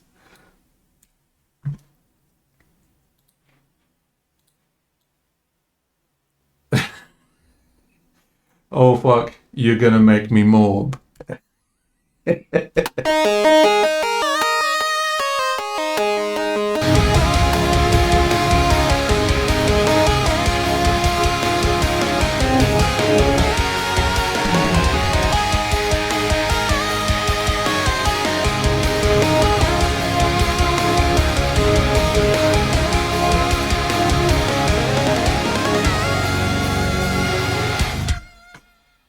Man, this is the cheesiest shit.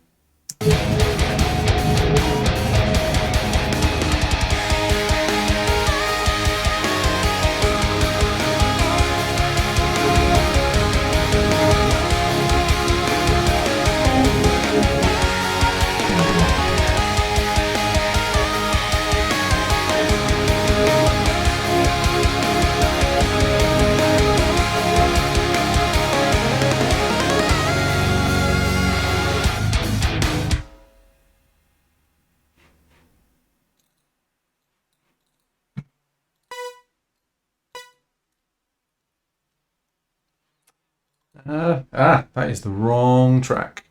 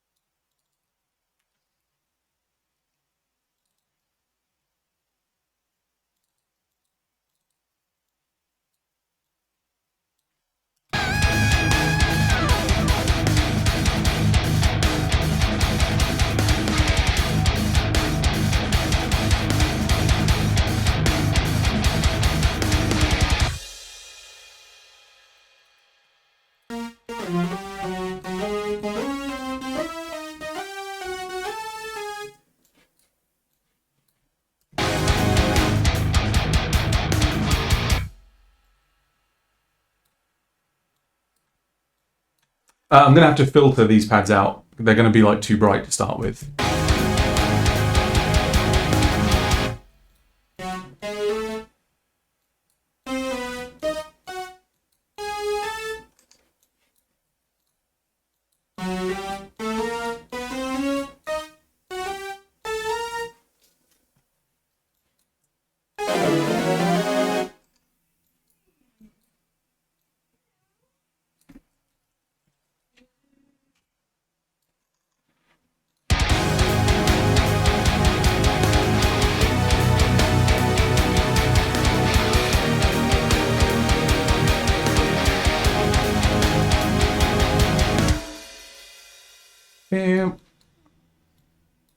Yeah, let's filter these pads out because they're a bit like extra.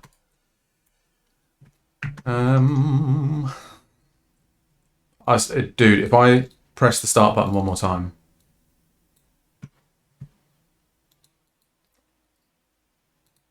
I'm gonna go. What's that thing? What's that thing that you go?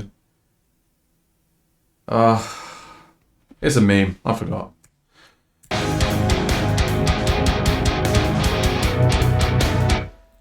We kind of have this sweeping a little bit. Joker. I'm gonna go full Joker. Here you go.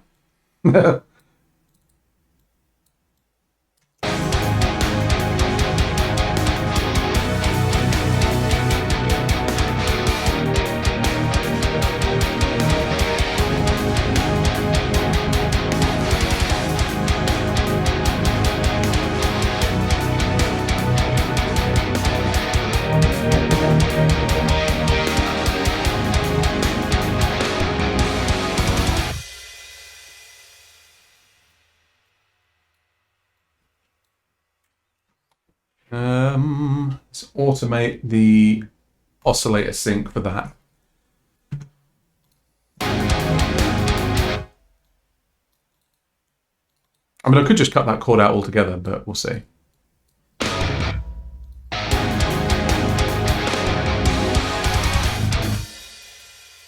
Try that.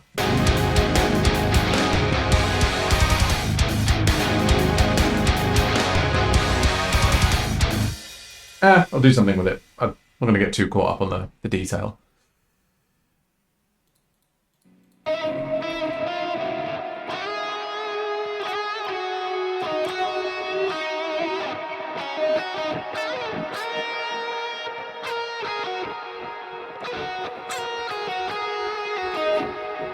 Why is there so much? Did I put that on there? Was that me?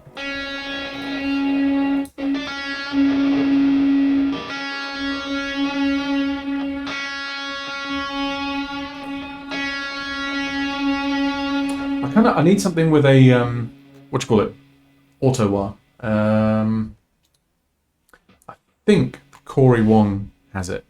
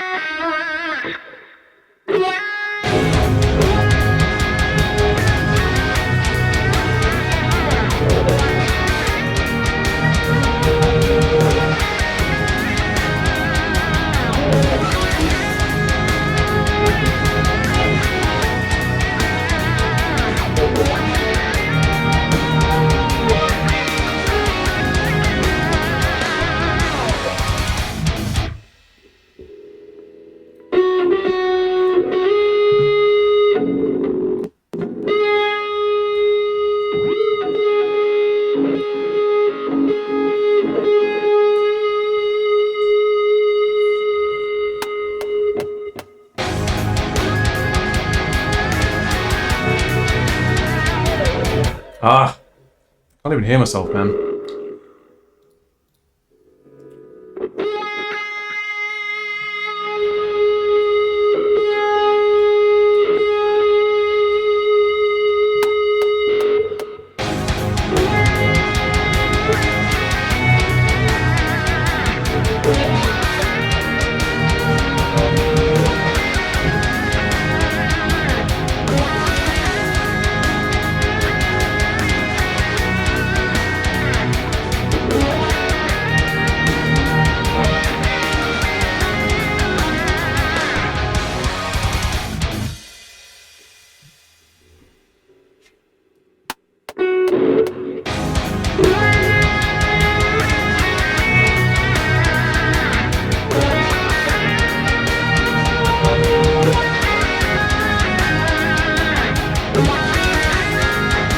Whoops. What do you use on your phone to get those meters? How do you mean, mate? Sorry, I might be getting the wrong end of the question.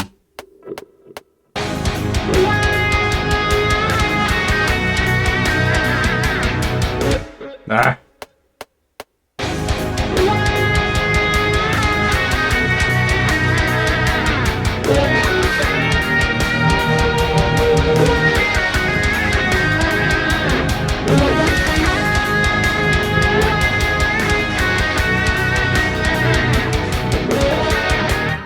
Oh man, it sounds a bit messy, double track. It's probably better to just play it good once, then hide it badly with double tracking.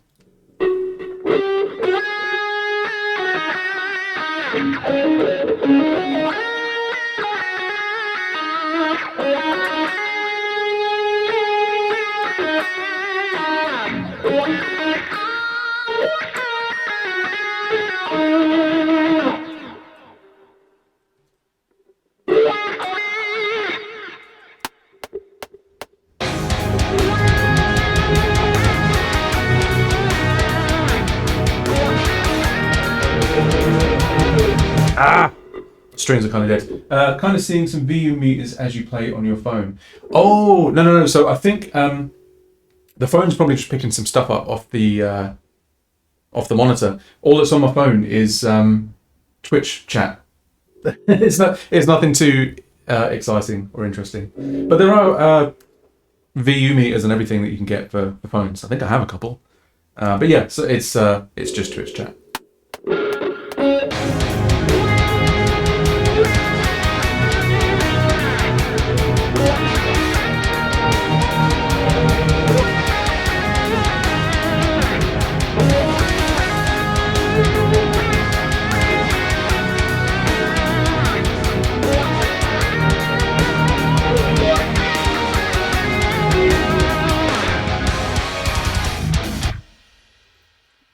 Then this bit is pretty fun because it's like a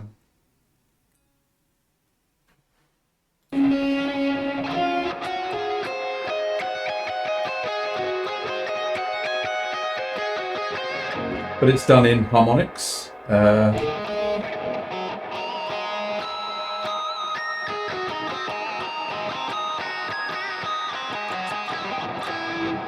But this has got way too much delay on it.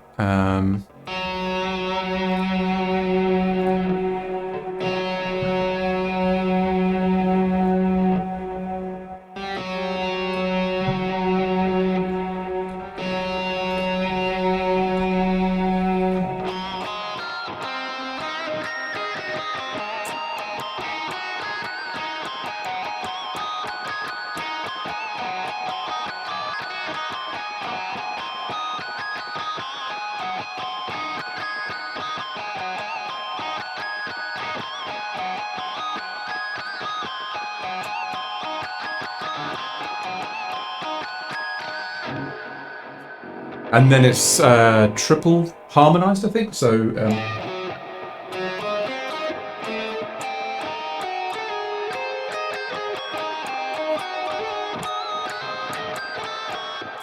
I'll figure it out.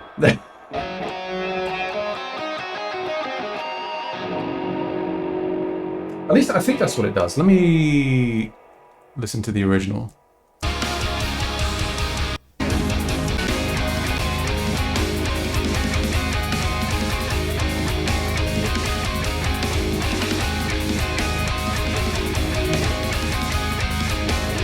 Ah, okay. So it's just played straight.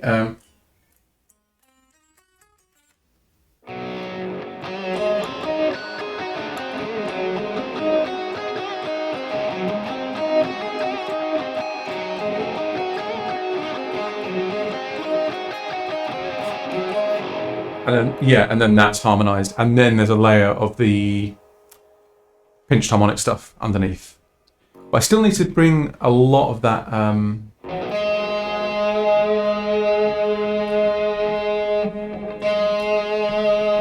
I mean, I like a bit of delay. That's too much.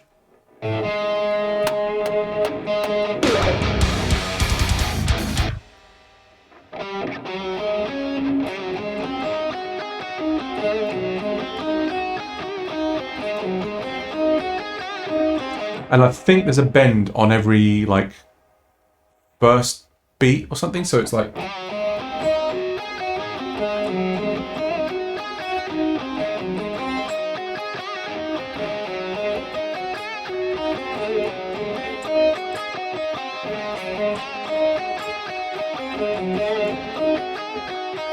But I'll kind of just put them in wherever feels right, I guess.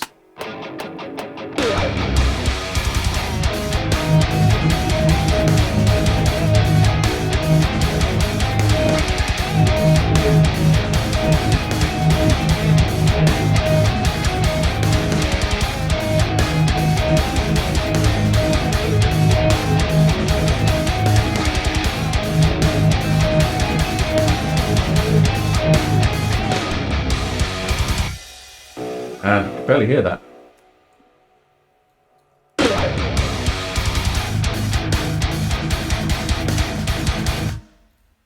Shifting harmonics dub, which is this one.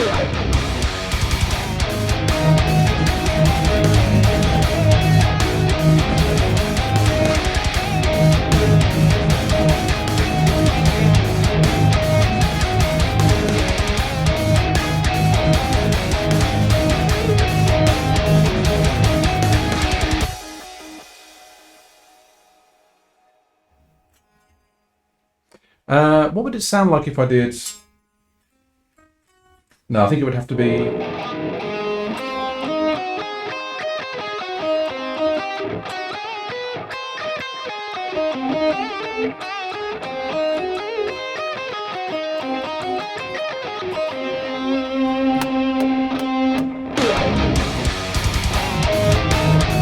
Ew.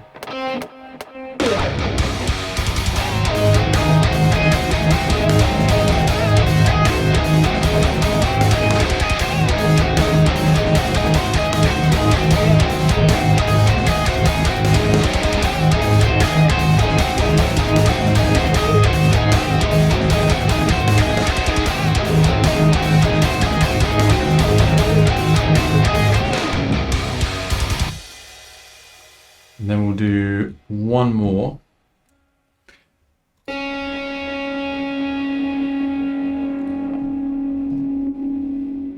So we've done and then oh, that's just the octave.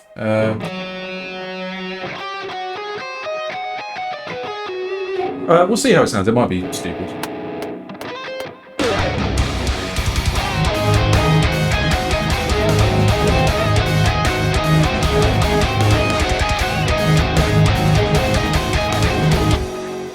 Nah, it kind of sounds a bit shit. So if we had...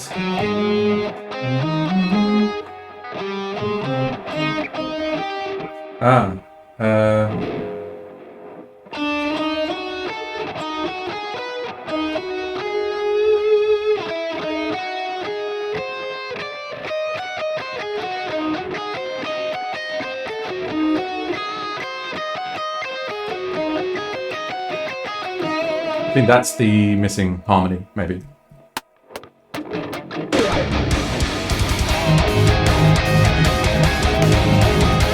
Yeah, that's the one.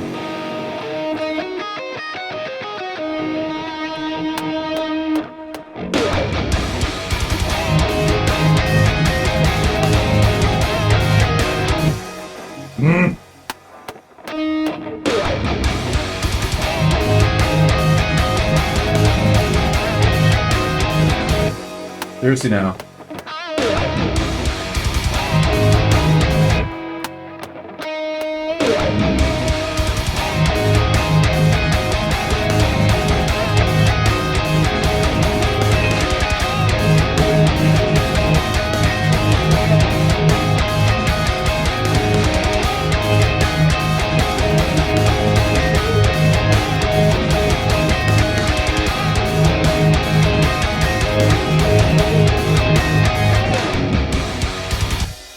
I think I fucked it. I'll do it one more time. I mean, to be fair, I'm probably going to record a lot of this again. Because it's not great. And also, I can't hear myself too good because like everything's over that way. Kind of sucks.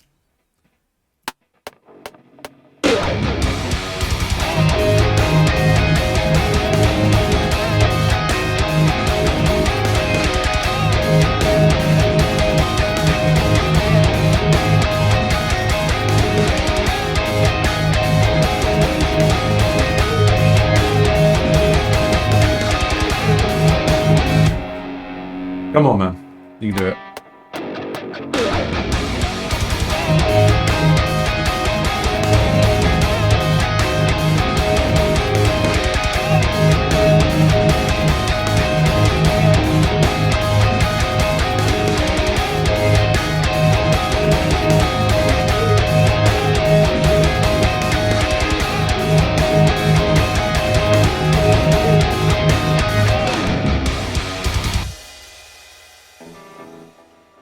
And then we can kind of spread these, I guess, like.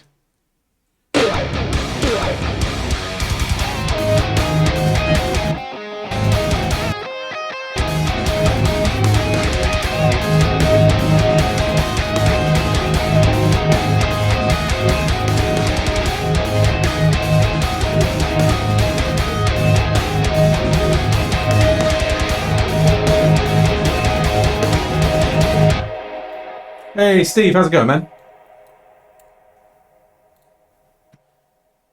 I've not managed to catch one of your most recent streams, but I see you've been getting a lot of front page action on Twitch, which is fucking awesome.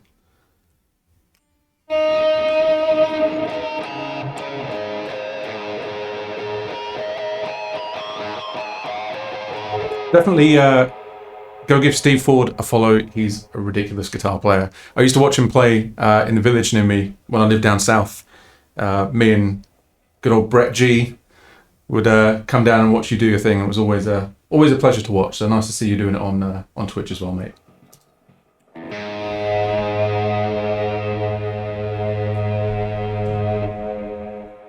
When are you next on, actually? Like, what's your next stream schedule?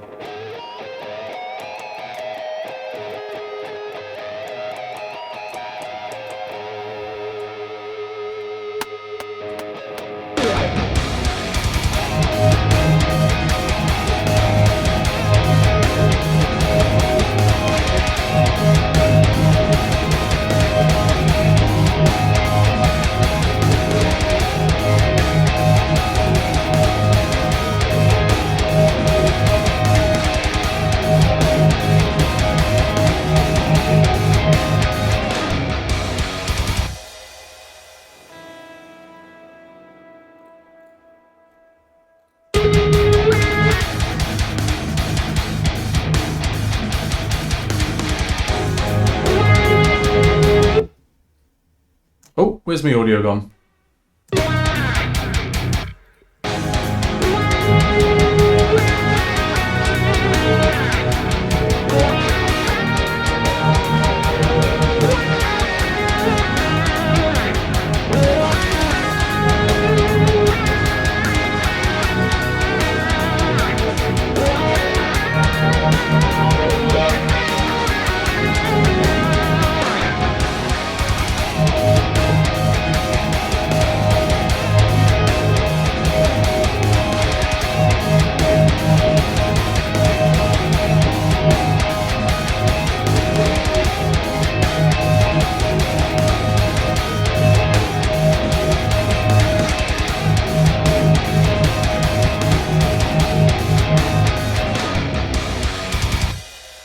Yeah, I think there's some funky stuff going on with the a lot of the mid-range and those. Like I say, I'm sitting sideways onto my monitors, which is like a really shit position to work in.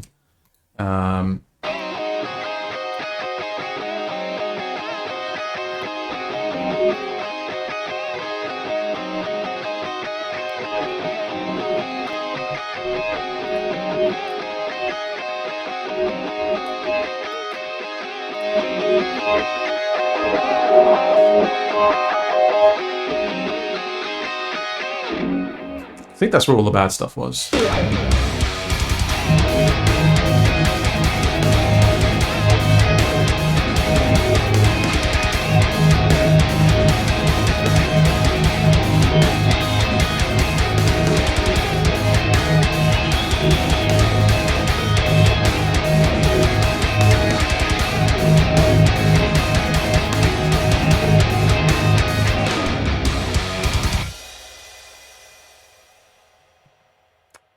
Sounding good.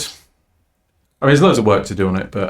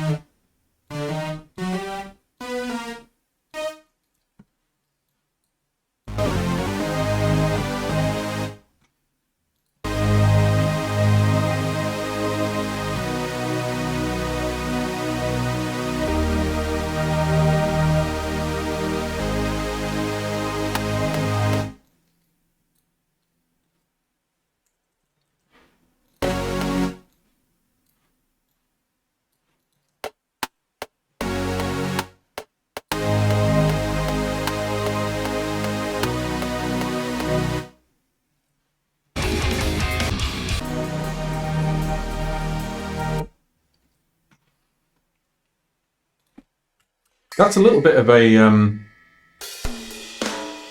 mirror throwback.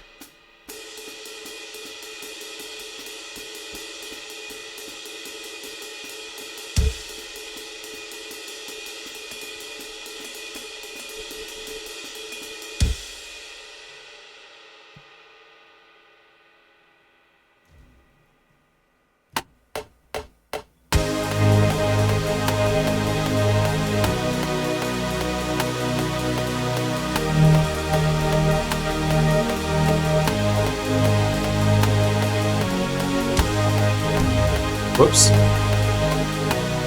Probably just use the first half of that.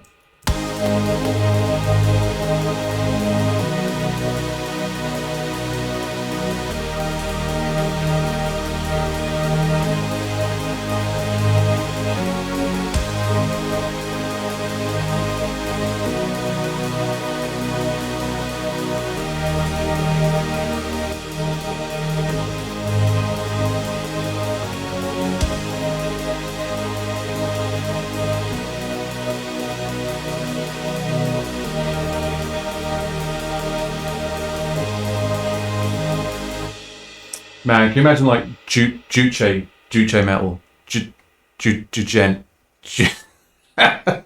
Jugen. Yeah. I saw, I think it was like Dead Crow was posting his like Spotify listens or whatever, and there was loads of like Meshuggah in there and Humanity's Last Breath and stuff. And I can't remember who it was. I think it was like, I can't remember who, but they were just like, oh yeah, Meshuggah Dead Crow crossover when, like, that'd be pretty sick.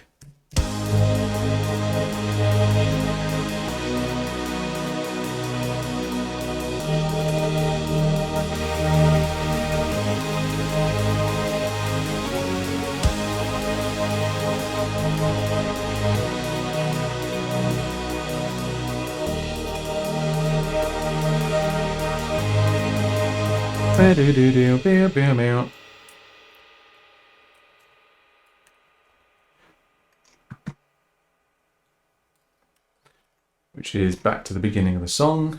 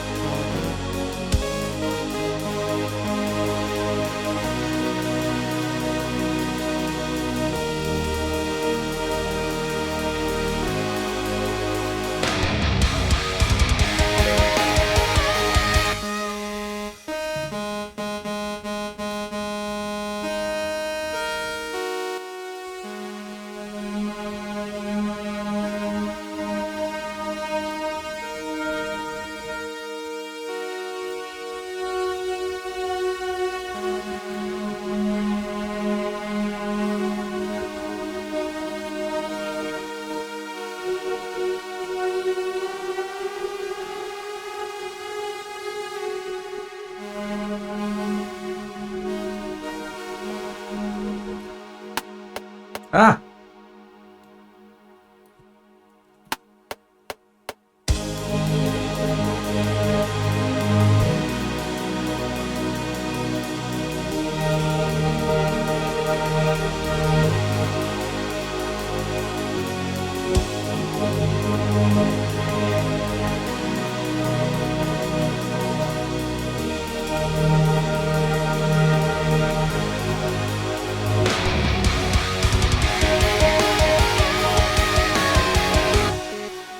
I held that note because I'm gonna automate in a slow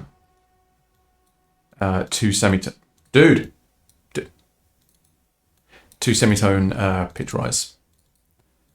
So it kind of comes to pitch with the rest of the thing.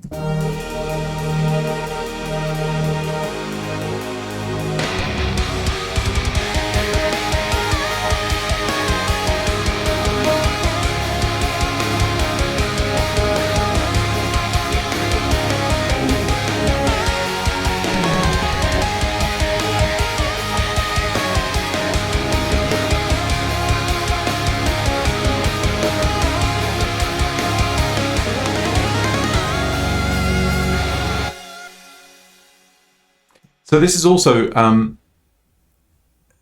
kind of got to this point with the other song on stream last time where the length of the song, kind of when all was said and done, was around like 3 minutes.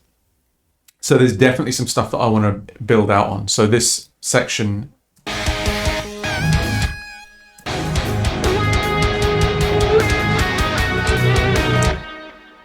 this is over too quickly. So I kind of want to modulate it maybe, or kind of extend it out like another 16 bars, and then kick into the... yeah, there's room for like another couple of sections in this song, but I'm not going to try and do them tonight. I've just realised I'm coming up on 3 hours. So it's probably time for me to stop soon. I have got work tomorrow, as I'm sure a lot of you have as well. But I do just want to try and get one more thing done before I stop.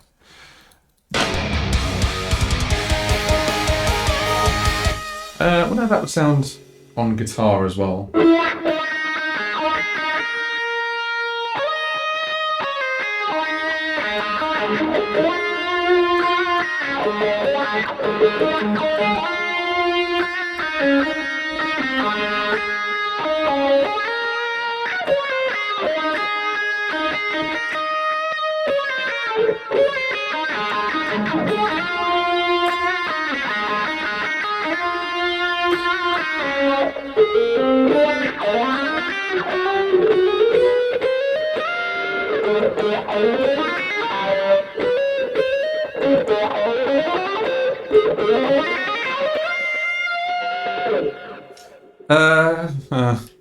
I don't know. Let's try it without the wah. The wah's kind of like, it's not the one. It's not it, Chief.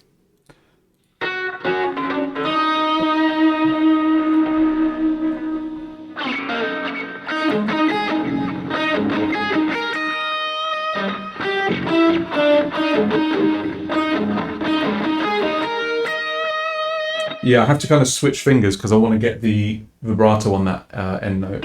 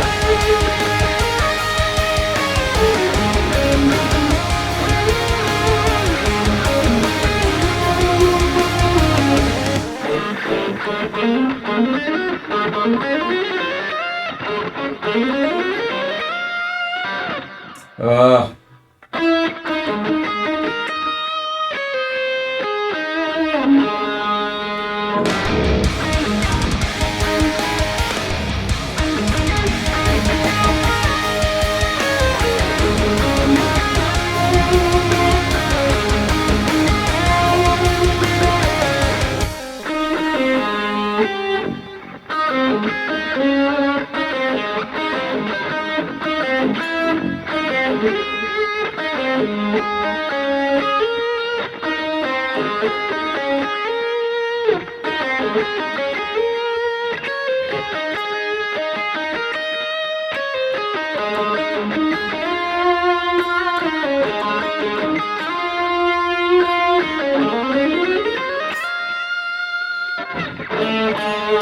Nicole, how you doing? I know it's been a fair old while since I've been on. A few weeks. Or a few days, I don't know.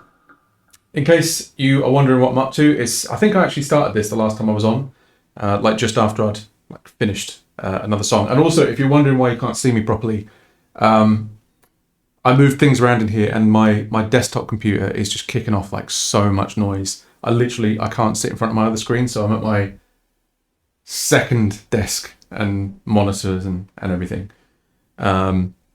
Which normally this is like my synth area, so I have a third screen set up here that mirrors what's on the door, and like another set of keyboard and mouse and stuff, so I can kind of work all the things and all the rest. But I'm having to use it for guitar tonight because, yeah, it's a bit of a mess.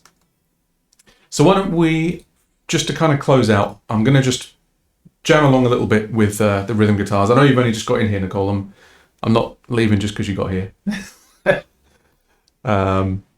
Just secretly got like huge beef with you. But yeah, we'll kind of just have a little play through the rhythm part, and I'm just coming up on 3 hours. So are you going to be on tonight, Nicole? Are you doing a stream? Can I raid?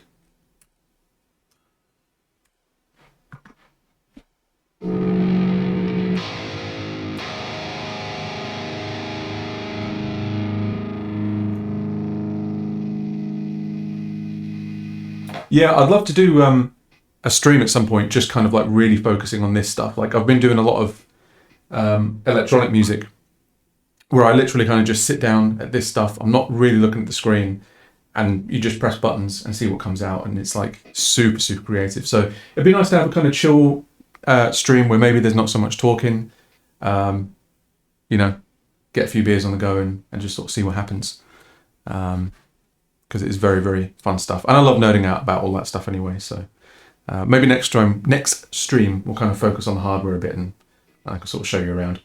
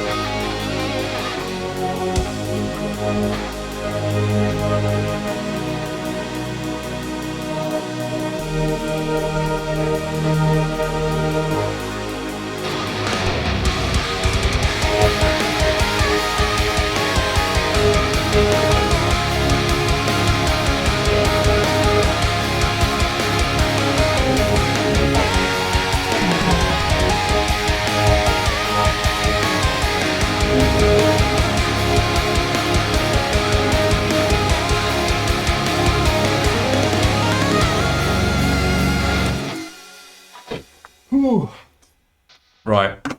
I think this is a good time for me to stop. That's coming along pretty good, though. I mean, the noise, I think, is going to be an issue. So I'll probably revisit some of these parts once I get it sorted out.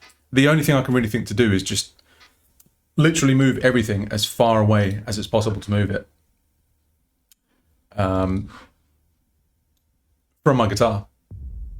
Oh, thank you, Nicole. Yeah, I've actually not been playing a lot of guitar lately, so I'm not the sharpest at the minute. But, you know, it'll soon come back.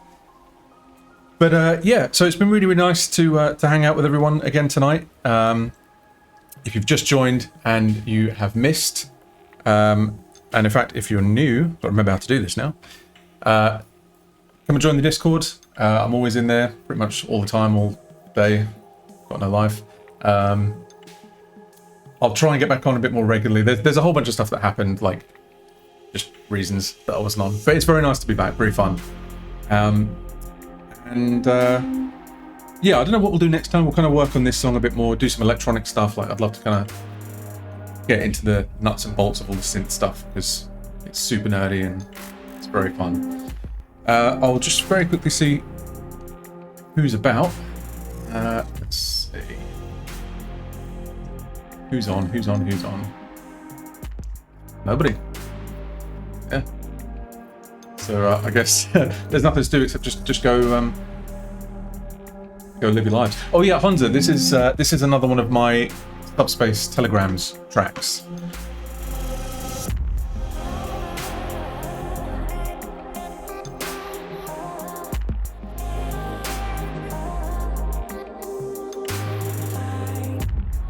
Yeah, mate, it's all on Bandcamp, which you can find. Go.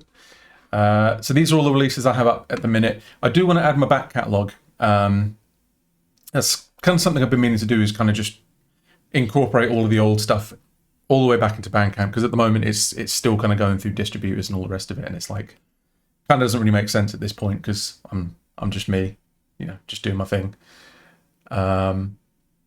John and Josh, is that the channel name, Nicole? I'm going to add them to streaming platforms. I think Passing Lights is on stream. No, it's not actually. Neither Passing Lights nor Nomad are on stream yet. I need to get my distribution set up to go under this name, Subspace Telegrams, which is kind of like the side project name. I'm a bit of a noob. To do a raid, is it literally just slash raid? John and Josh. There we go. So yeah, been awesome hanging. We will do this again soon, perhaps in the weekend. Until then, thank you very much, everyone, for hanging out. And I'll catch you guys next time. Have wonderful days, wonderful evenings, mornings, wherever you are. And yeah, catch you guys next time.